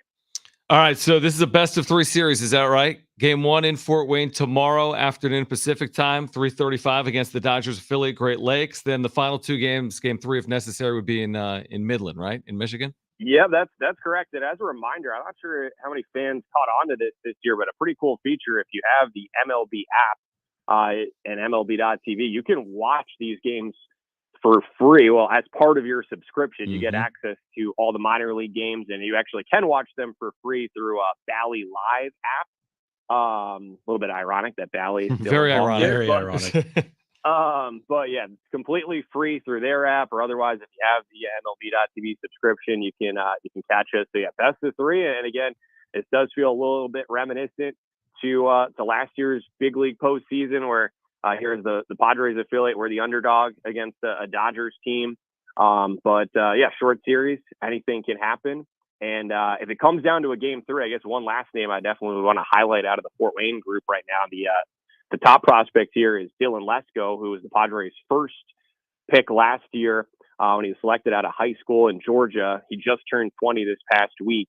And, he's been limited this year because he had Tommy John surgery last year. And so he's just been building up over the summer. But that his stuff is as impressive as any guy I've seen here in the lower levels of the minors. In particular, his changeup. I know some scouts have said it might be the best changeup of any pitcher in all of minor league baseball, and I'd never seen anything move like his changeup does here at the lower levels of the minors. So Dylan Lesko, because he's coming off of Tommy John surgery, I'm not saying that he's the guy who would be in the mix for a rotation spot next year. He's still got plenty of growing to do, but Dylan Lesko, last year's first-round pick, really starting to blossom now.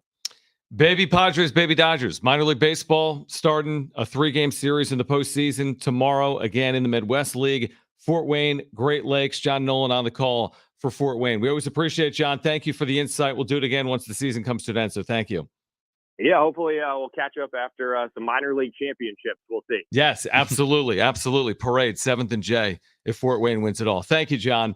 John Nolan, voice of the Fort Wayne Tin Caps. All right, call right now if you want 2 free tickets to the Pacific Air Show, Trainwreck Radio. First 2 callers will be our contestants. The number to call, 844-570-1360, 844-570-1360. The Pacific Air Show returns to Huntington Beach Friday, September 29th to Sunday, October 1st. Is bringing more sky-high action and nonstop thrills than ever before. GA tickets only $25 plus booking fees.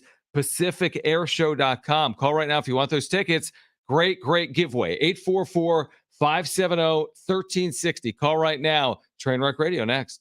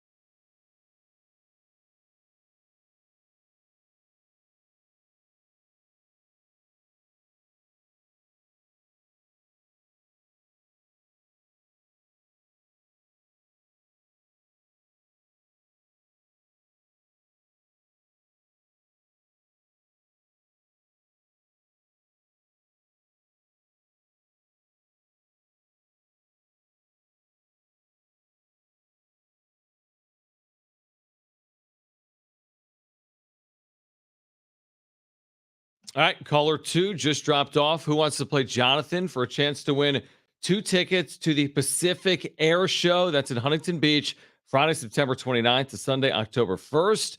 Tickets are available at pacificairshow.com. You can win them right now for free by calling 844-570-1360. Call right now if you want free tickets to the Pacific Air Show. The number to call, 844-570-1360. Trainwreck Radio, that's next.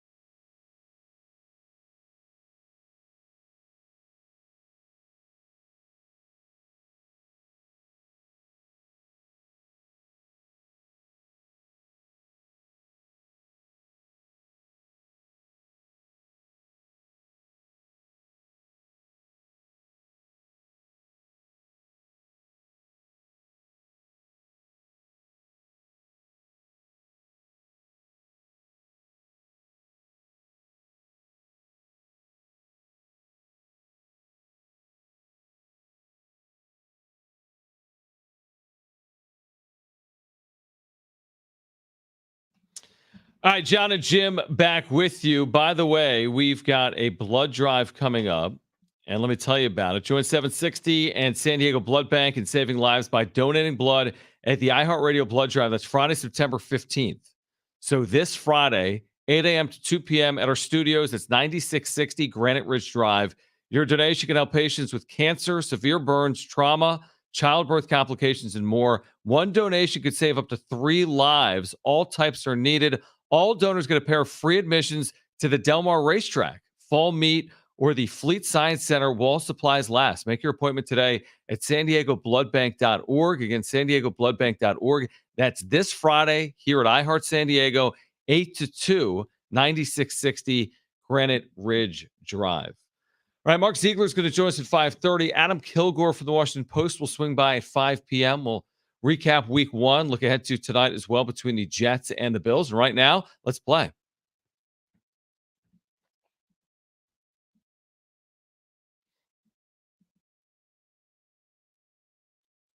All right, 3 questions, 2 contestants, 1 lifeline. Today's contestants, we have Jonathan and we have Dennis. Jonathan, you called in first, so you have your choice of John or Jim. Who do you want to go with today? John. All right, so we have John and John. Yeah, we do. Jonathan and John. I like it. Jonathan gets you. That means, Dennis, you get me, all right? I'll take Jim. All right. You don't have a choice, but here we go. All right, Brent, what is today's question of the day? All right, John's United. Yeah. All right, guys, we've been talking about NFL week 1, almost in the books. Today's question, name the 10 active quarterbacks in career passing yards in the NFL. So you want the top 10 career passers for active quarterbacks.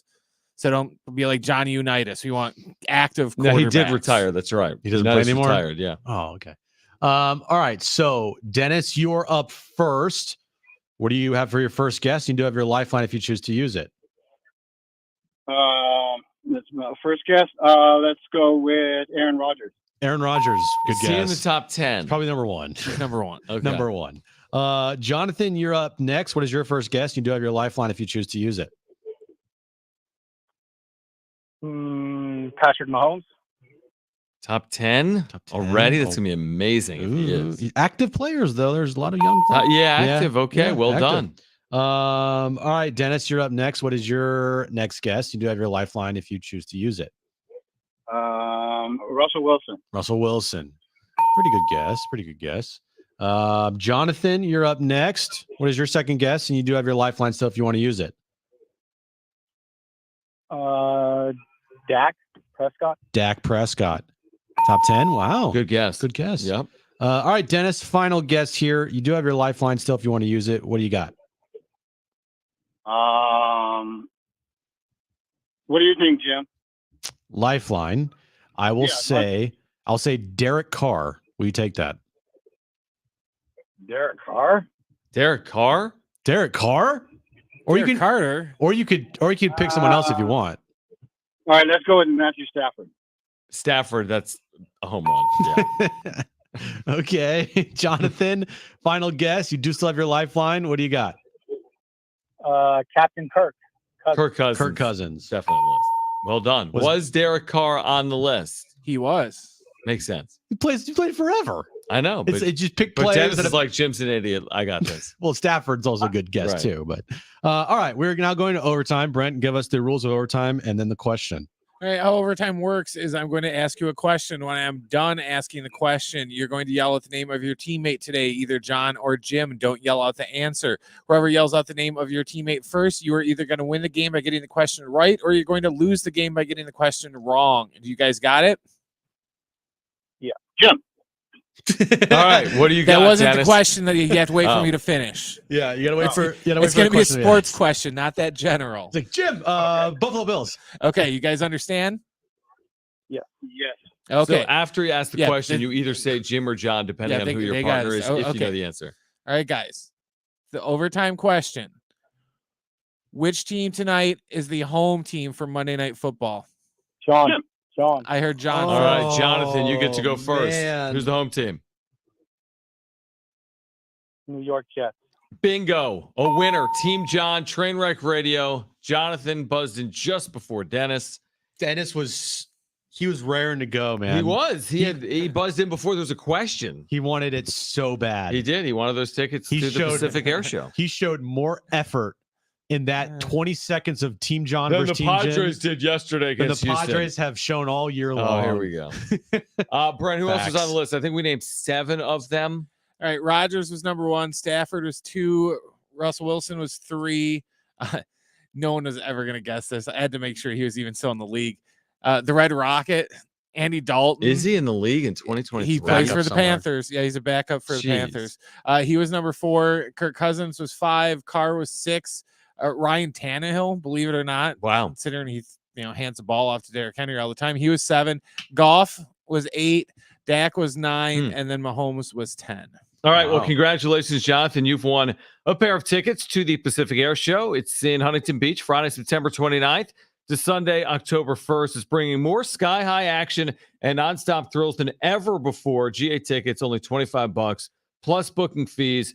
Visit pacificairshow.com. On the other side, Adam Kilgore, Washington Post, will join us. His reaction to week 1 in the NFL. We'll look ahead to tonight as well, Jets and Bills. Plus, Mark Ziegler from the UT, San Diego State's men's basketball schedule is out for this upcoming season. Mark Ziegler with his reaction at 5:30. It's hour 3 of John and Jim, and it's next.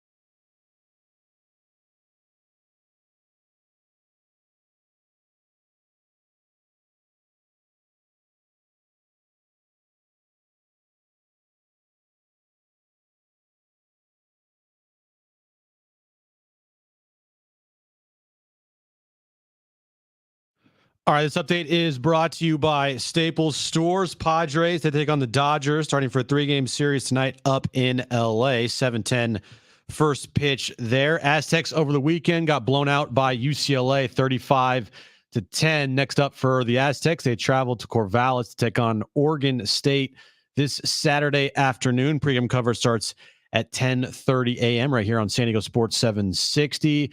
The final game of week 1, Bills and Jets, kicks off tonight at 5:20 from the Meadowlands, with the Jets hosting the Bills. Staples has big savings on everything for school or the office. Save on school essentials like notebooks, pens, and crayons, in stock and backed by Staples Price Match Guarantee. In store only. Visit staples.com/price match for details. School on, save on at Staples.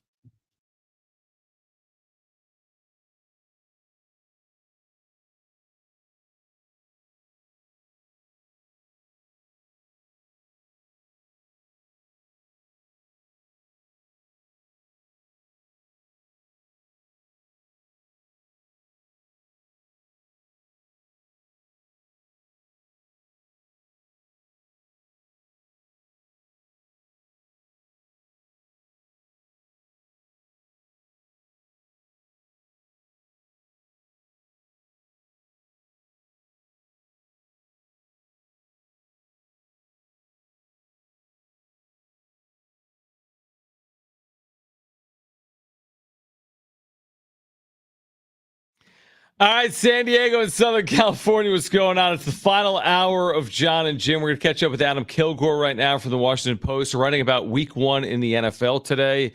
In the Post at 5:30, Mark Ziegler from the San Diego Union Tribune will join us. San Diego State's men's basketball schedule is out for the upcoming season, of course, coming off that national championship game. But Adam, we appreciate you joining us here in San Diego. We know week 1's about to wrap up here with the Bills and the Jets at the Meadowlands. So actually, let's start there. What are your expectations for the quarterback play here tonight? Who do you think performs better? Will it be Aaron Rodgers in his Jets debut or Josh Allen on the road? I expect Josh Allen to perform better. I just think that coming off the season he had last year, getting a year older, behind an offensive line that's kind of shaky. I actually don't think the Jets offense is going to be the better operation on that team.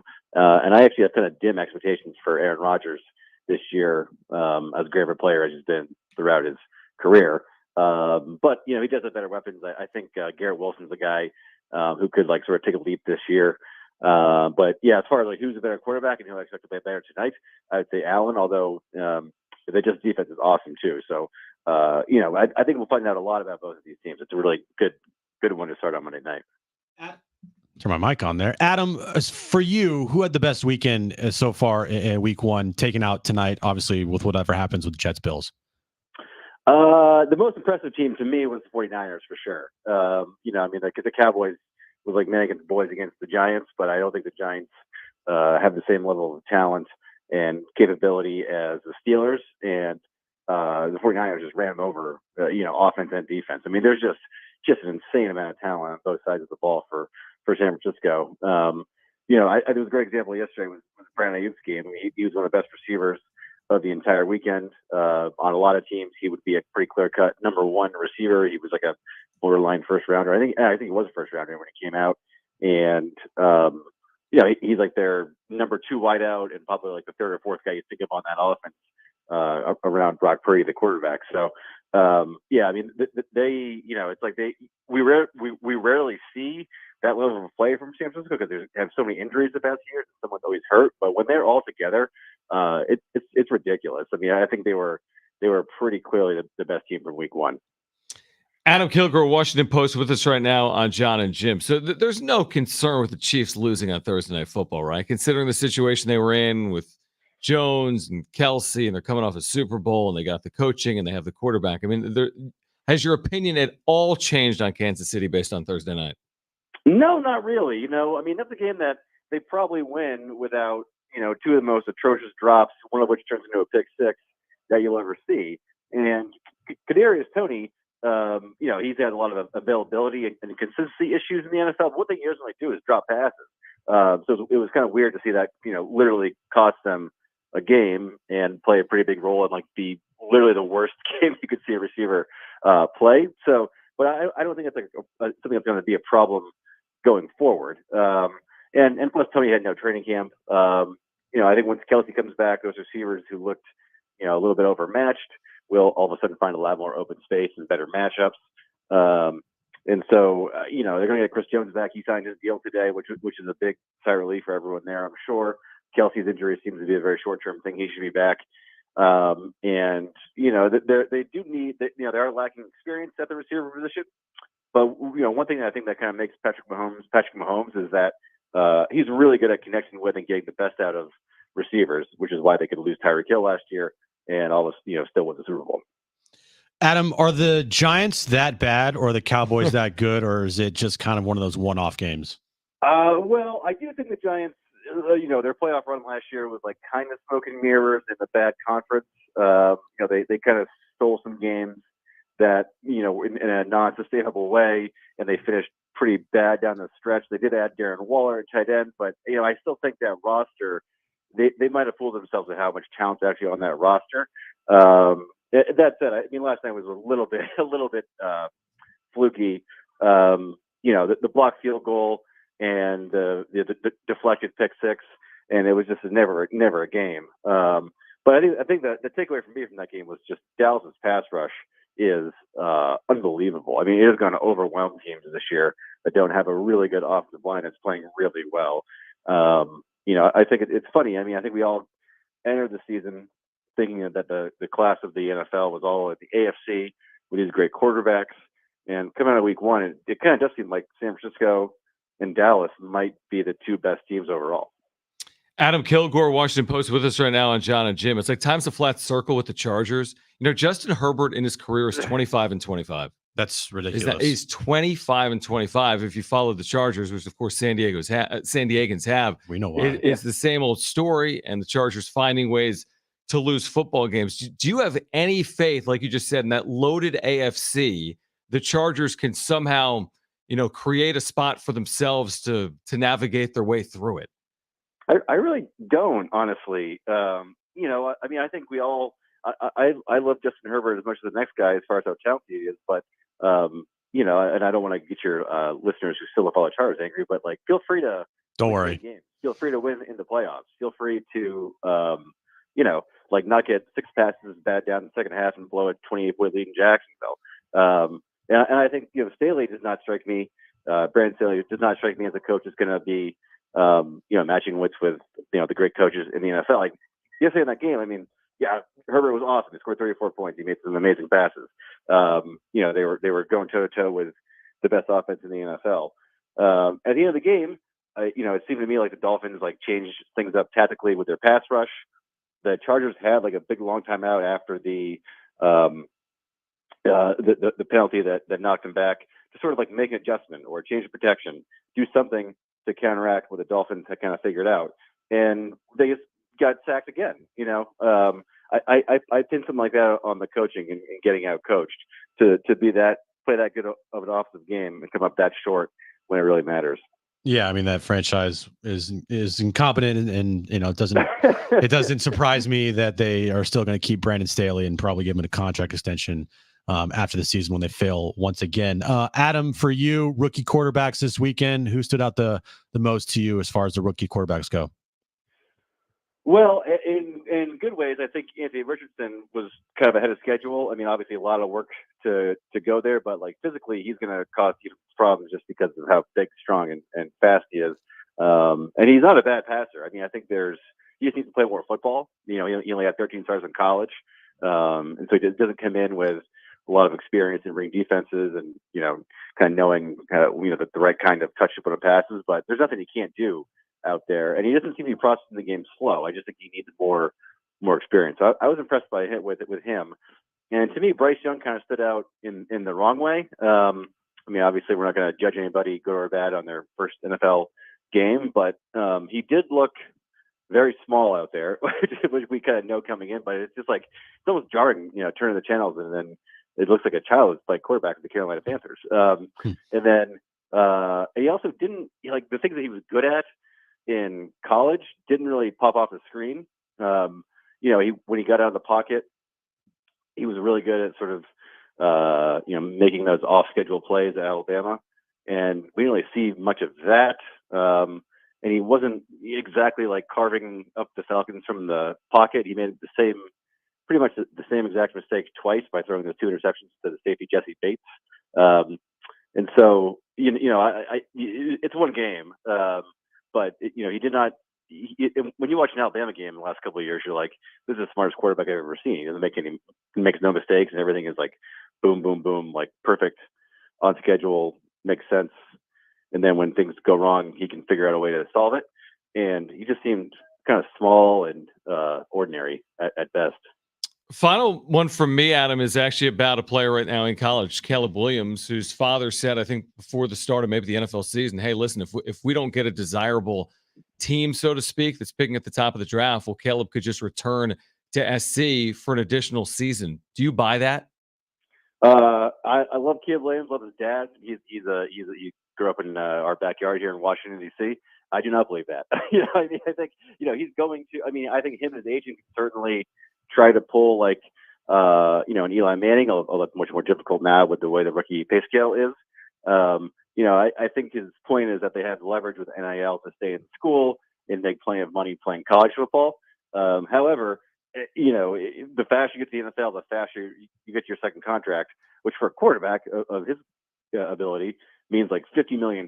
And I know he can make a lot of money playing quarterback at USC, but you can't make that much money.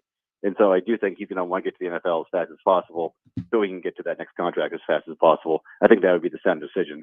But maybe it's not a bad strategy to say that, though, because maybe you can convince the Cardinals or whomever to trade the pick if you can kind of saber rattle your way to a better franchise. Yeah, no doubt about it. I mean, and I know I agree with you. The things he's doing right now at SC are ridiculous. I know they haven't played anyone, but it's ridiculous what he's done to start his year, coming off the year he just had, winning the Heisman Trophy. Oh, dude, he's unbelievable. He's been ridiculous. He's ridiculous. It's ridiculous.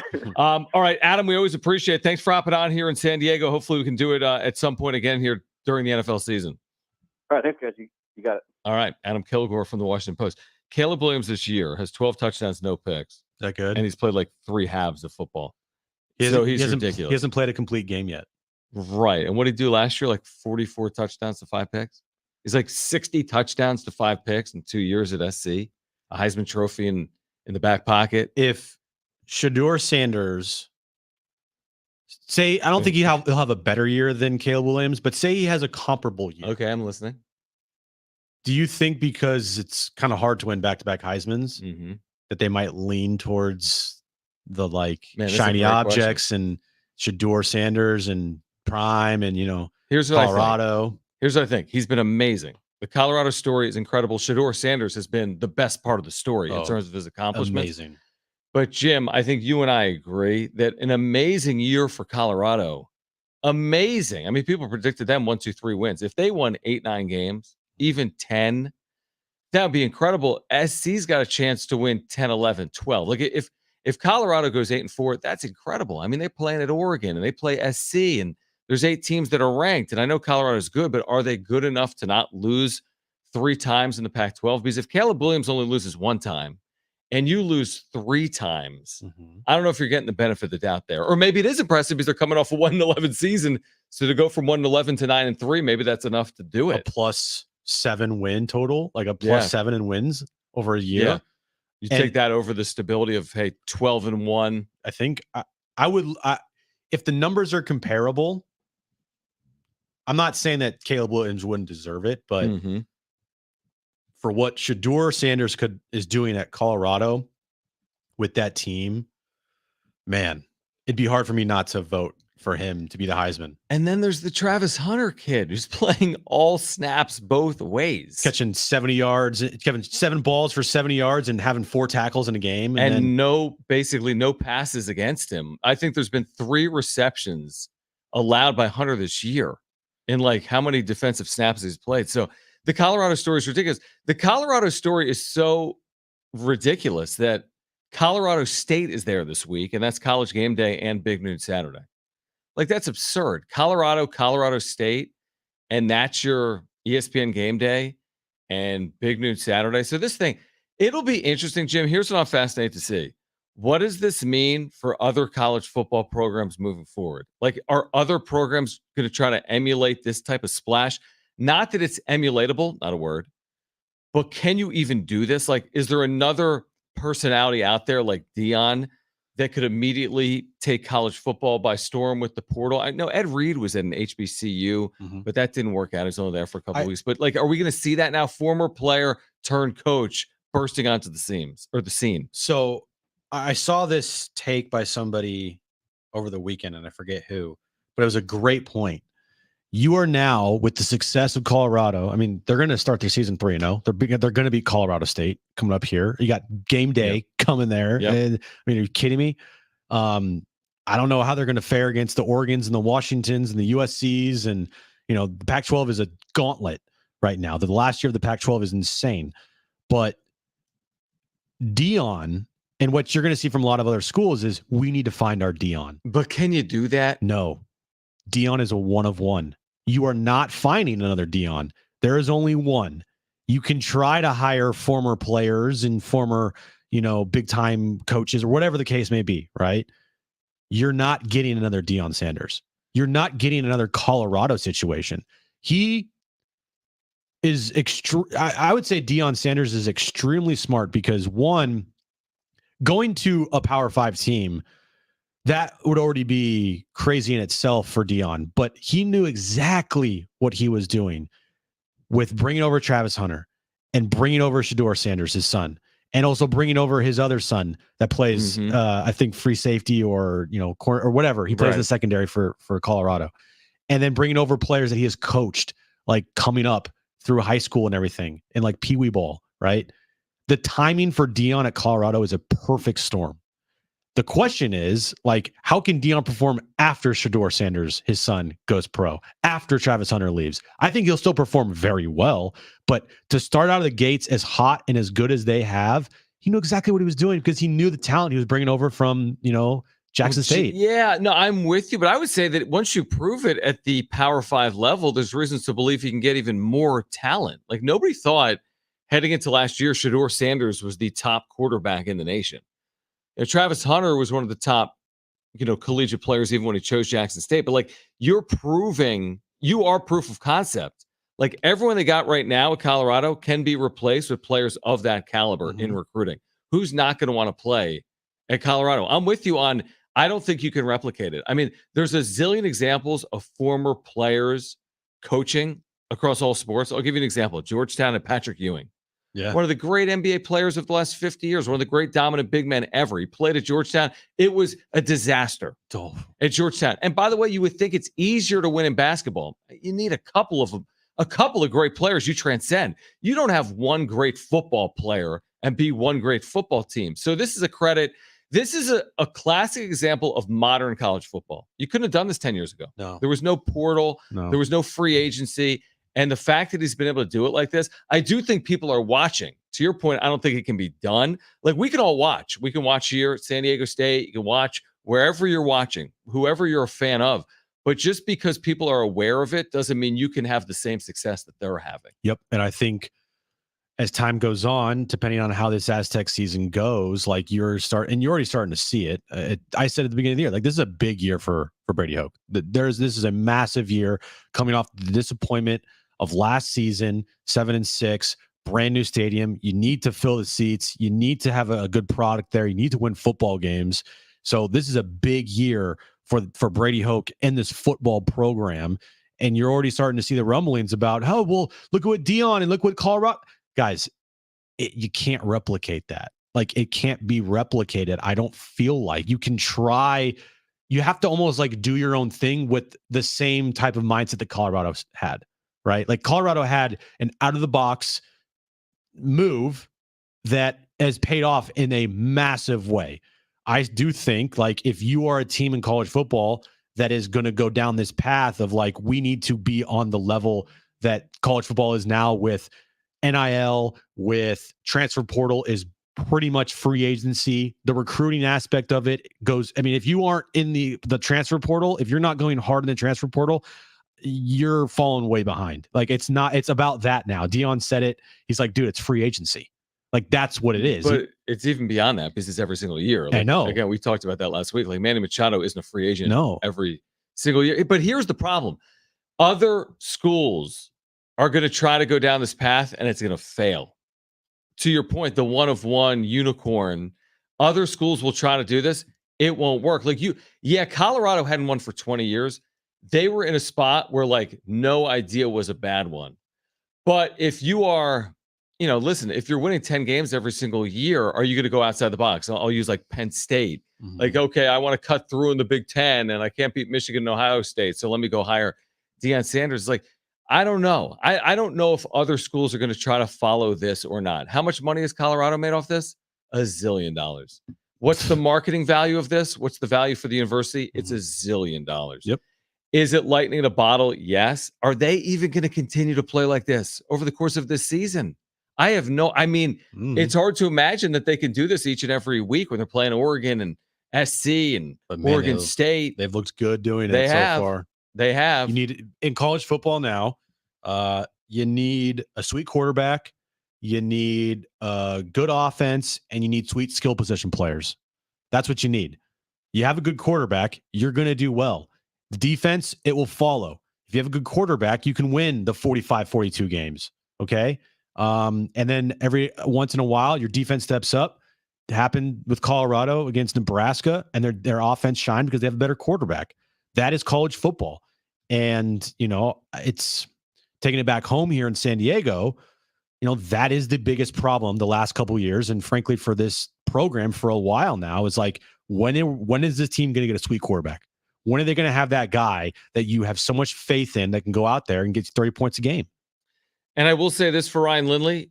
He's had 3 games at offensive coordinator, and this obviously isn't a finished product on offense because it was never going to be heading into the year. They're replacing 2 NFL caliber receivers, in Tyrell Shavers and Jesse Matthews. Both were in camps with less experienced players, and it could take beyond 2023 for Ryan Lindley as the offensive coordinator. It was never going to be you went from wherever you were in total offense to going up 70 spots. And we said that. It was never going to be that offense. And now they got to fit. Listen, the Aztecs in 2023 cannot try to win like Colorado. They have to win with defense and special teams and have the offense progress. Mm-hmm. That's how they're going to win in 2023. They're not going to score 45 points every game. They're not going to throw the ball 63 times either. Mark Ziegler from the UT on the Aztecs hoop schedule being released today.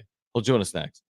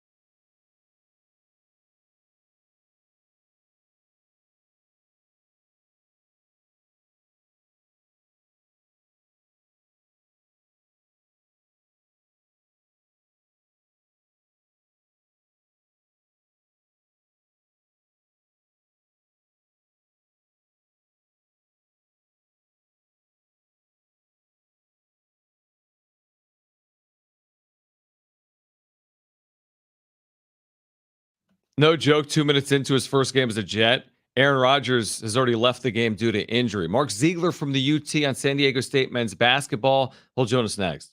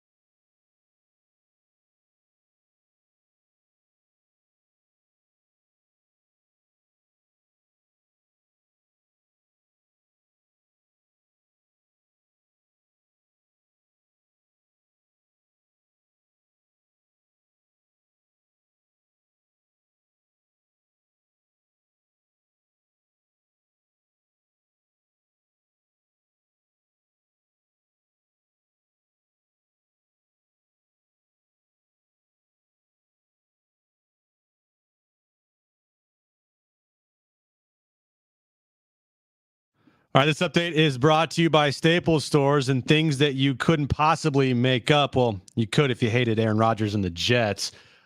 Aaron Rodgers has left the game due to injury one drive into his Jets career. First quarter action, still scoreless with about 9:24 left in the first. Aztecs over the weekend got blown out by UCLA 35-10. Next up for the Aztecs, they take on Oregon State this Saturday afternoon. Our pregame coverage starts at 10:30 right here on San Diego Sports 760. And the Padres, they're still playing baseball. They're in LA, take on the Dodgers for a 3-game series. First pitch tonight, 7-10. Staples has big savings on everything for school or the office. Save on school essentials like notebooks, pens, and crayons. In stock and backed by Staples Price Match Guarantee. In store only. Visit staples.com/price match for details. School on, save on at Staples.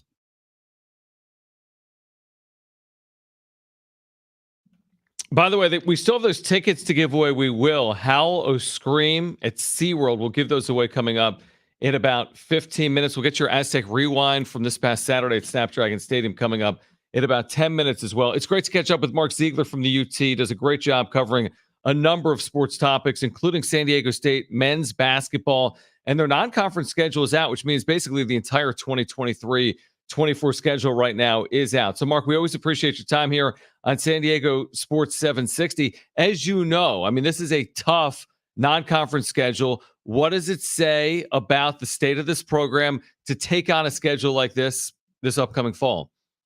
Well, you got to have a good team. There's only two types of teams that play a schedule like this. There's the teams that are just in a very low level conference, is just trying to collect a check and go on the road and play a bunch of tough teams and get the payday and use it to help fund their athletic department.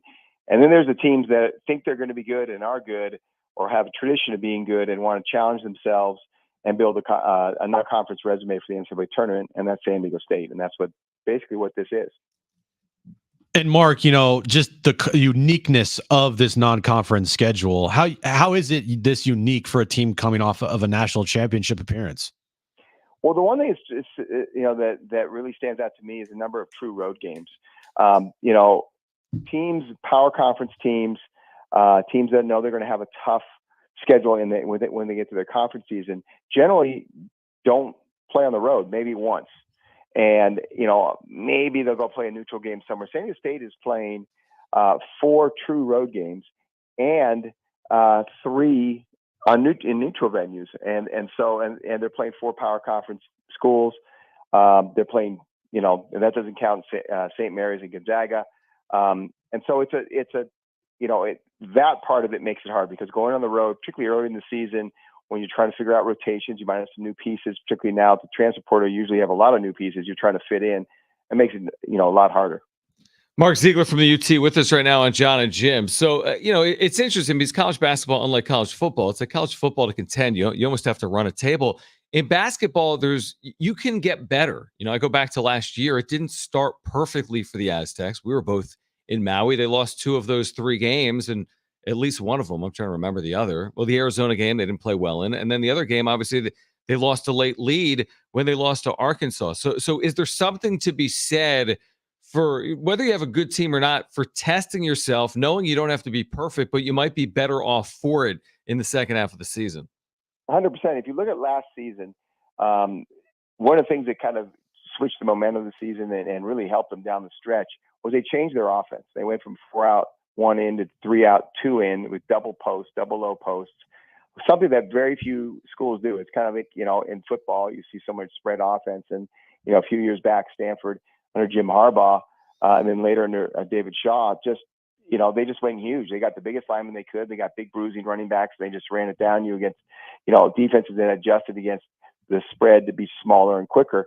And that's kind of what they did last year. They had a lot of bigs, and they put 2 of them down there on the blocks. And the reason they did that is because they lost to Arizona, who did that. And then they lost another game. They said, we need to make a change. And it's out of those losses, out of that Maui tournament where they went 1 and 2, that they changed. And it took them about a month to really implement it. And by the time they got to the middle of the conference season, they were kind of rolling. And then you saw what happened in the NCAA tournament. So, yeah, 100%. And that's what the preseason is for. And, it takes a special kind of coaching staff. I mean, you have a veteran coach in Brian Dutcher. He doesn't have to worry about his job security.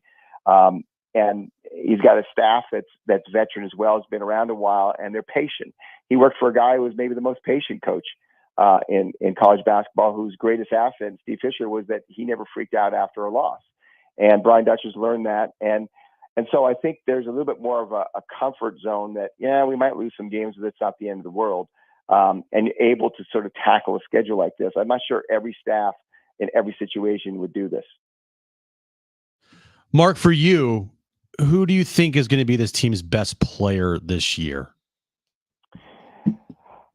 It's going to be interesting to see. I think Jaden Ledee is probably going to be the leading scorer and rebounder. I think he's going to have a really big season just from what I've seen in practices. I mean, it's a little bit hard because last year, he was defended by Nathan Mensah in every single practice. He still was pretty good in practices, but this year there's really nobody who can guard him. So he looks dominant right now. Now, we also saw last year that as well as he played, even early in the season and in practices, he kind of struggled when he got to games. And he kind of got going too fast, trying to do too much. So if he can get that under control, if that was kind of what last season was all about, he can play like the way he showed in flashes. He can play for longer stretches. He's going to be just a force. The other guy I think is going to be a big scorer is going to be Lamont Butler. I think he's improved his offensive game. His shooting's gotten a little bit better. Just his confidence. And, his whole career, he's been a facilitator, a guy who just wanted to win, whether it was playing defense, distributing the ball, setting screens, doing whatever he had to. He almost deferred on offense. I saw him play in high school. He did, even though he broke, Reggie Miller's scoring record. He mostly did that because he was a 4-year varsity player, a 4-year starter. But it wasn't because he was hunting his shot. I think he's got a little bit more confidence in his offensive game, and so I think he will be hunting his shot a little bit more. He'll also probably be the late shot clock guy. He'll have the ball in his hands a lot more. Last year it was Matt Bradley, and that usually leads to a higher scoring average. Mark, what do you think the national championship game is going to mean for San Diego State when it comes to national TV? I mean, obviously this is through the Mountain West, their conference, but even in the last couple of years, they'll have the opportunities on like CBS or Fox. Once you get into the conference schedule, would you expect San Diego State to appear more often on national television, where they appear a lot, especially in conference play, but sometimes on a CBS Sports Network or an FS1? Will you see them bumped up to a CBS or a Fox potentially more often than we saw a year ago? Well, in the last couple of years since they signed this new TV contract in the Mountain West, 2 regular season games are shown on Big Boy CBS, and then obviously the conference tournament final has always been on CBS. All those games on CBS have always been San Diego State. Mm-hmm.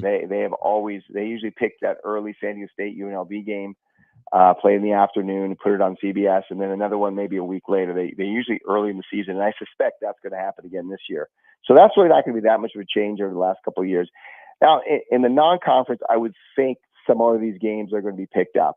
And the way it works is whoever's the home team, that conference has the rights to those games, and then tries to find, get its TV partner, whether it's ESPN, Fox, CBS, whoever it is, to come in and show the game. The problem in the non-conference is you still have college football going on, and a lot of those windows are locked up, and so it's just a question of what fits and what doesn't. So you'd think they'll be more attractive, but sometimes football just gets in the way, and you end up with, last year's BYU game was on BYU TV.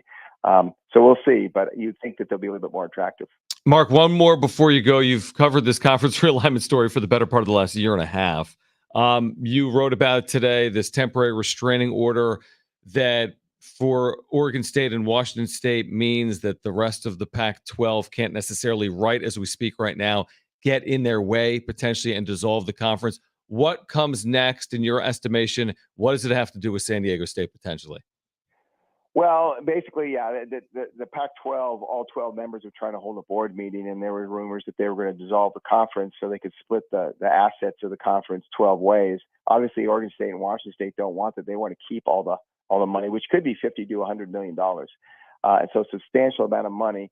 And where that will affect the Mountain West is, look, Oregon State and Washington State almost certainly are going to end up playing Mountain West schools in some way, shape, or form in the near future. It might not be next year, might not even be the year after, but within 3 years, they're going to be part of the same league. Now, is it going to be under the Pac-12 banner if Oregon State and Washington State can keep it, keep the name and the brand and the assets, or is it just going to be them coming into the Mountain West and you still have the Mountain West? That remains to be seen. And today's ruling, yeah, they got the temporary restraining order. There was a meeting scheduled for Wednesday with all 12 members. They have to cancel that now. But it really wasn't this huge victory for Washington State and Oregon State. I know it's being portrayed that way. That was pretty expected. Any judge is not going to want them to hold that meeting and then try to unwind everything later. He'll just delay it.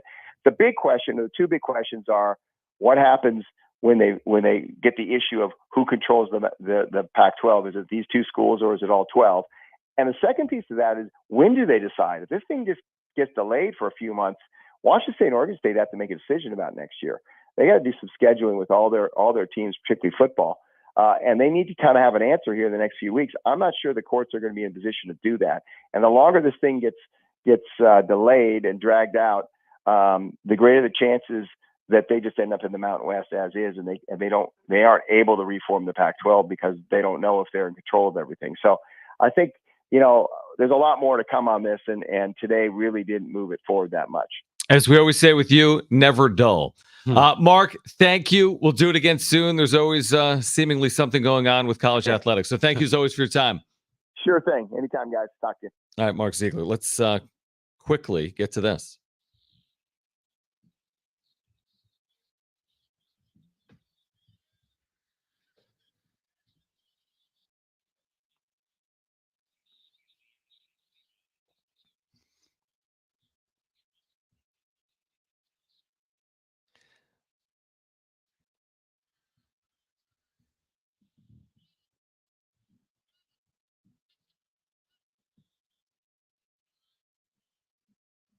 That was the bright spot, tied the score at 7. San Diego State on Saturday against UCLA, though, lost 35-10. Quick takeaways, big plays by UCLA, 81-yard touchdown, 54-yard touchdown run as well in that game. San Diego State missed opportunities, had a drop ball in the end zone, couldn't cash in on a first and goal from the UCLA 1-yard line. And the physicality of UCLA at the line of scrimmage both ways. Aztecs could not run the ball. 33 carries for 63 yards. UCLA went for over 200 yards on the ground. Yeah, it wasn't a good game. It was sloppy. They weren't clean. They weren't crisp. They got out physicaled. They weren't ready for the hurry up offense of Chip Kelly, which was surprising to me how you could not be ready for, quick snaps and hurry ups. And they were completely not ready for that at all.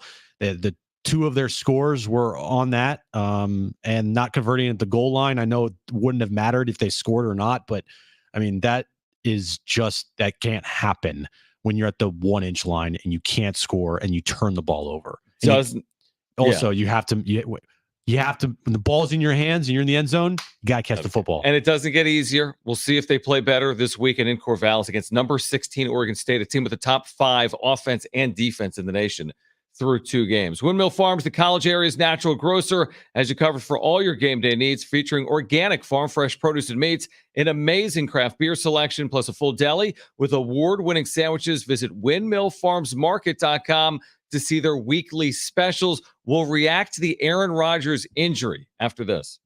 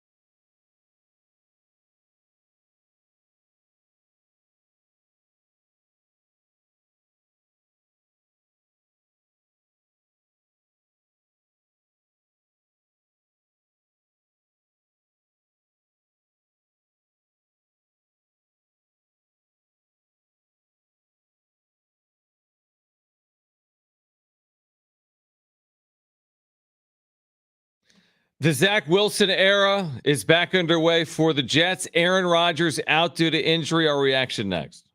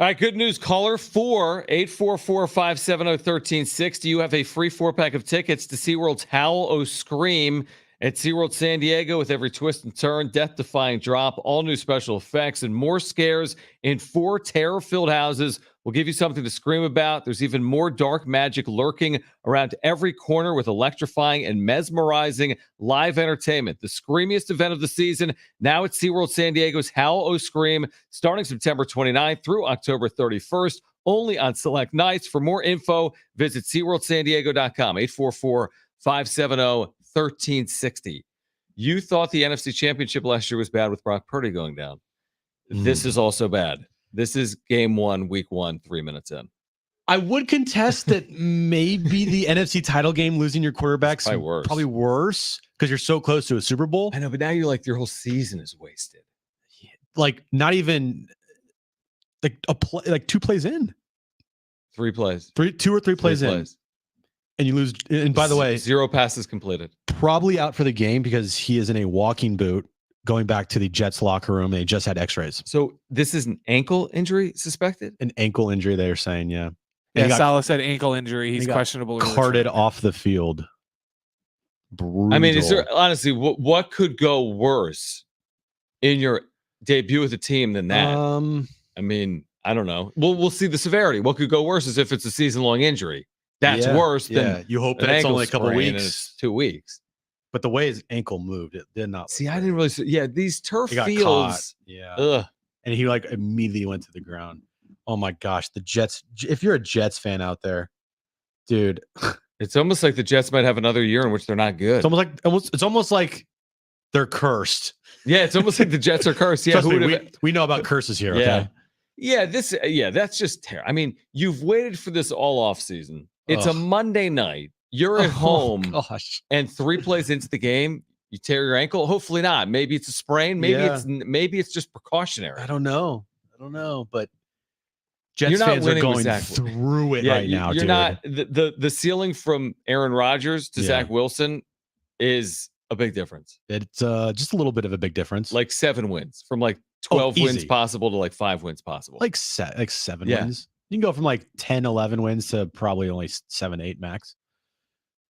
Because they have a really good defense. I just want to, that's only going to take you so far in the NFL. And they got really good weapons on offense now with Dalvin Cook and Garrett Wilson. Yeah, they're all going to just run the ball. This is just going to be wildcat for everyone. Pretty much, yeah. By the way, Padres lineup, they're all playing tonight, so they actually give a crap. Okay, game 1 against the Dodgers is tonight. Yeah, so they're actually trying tonight. We'll see actually how far that trying goes. You think Padres win tonight? No. Pedro Avila on the mound. He's been good. We'll have a wrap-up show for you tonight on YouTube. Join us. Search for the Padres wrap-up show. We'll have at least they can't give up 2 triples to the same guy in the same inning tonight. Probably true. Probably. Although it is possible, isn't it? It's always possible. All right. If you missed anything today, sportsst.com, iHeartRadio app, iTunes, TuneIn Radio, Spotify. Find Jon and Jim on YouTube. Search Jon and Jim 760. Please subscribe. Find us on social media at Jon and Jim. JONANDJIM. We're back tomorrow at 3, we believe. I think so. For Brent and Jim, I'm Jon. Join us tomorrow, 3 p.m. Keep it right here. It's San Diego Sports 760. Okay.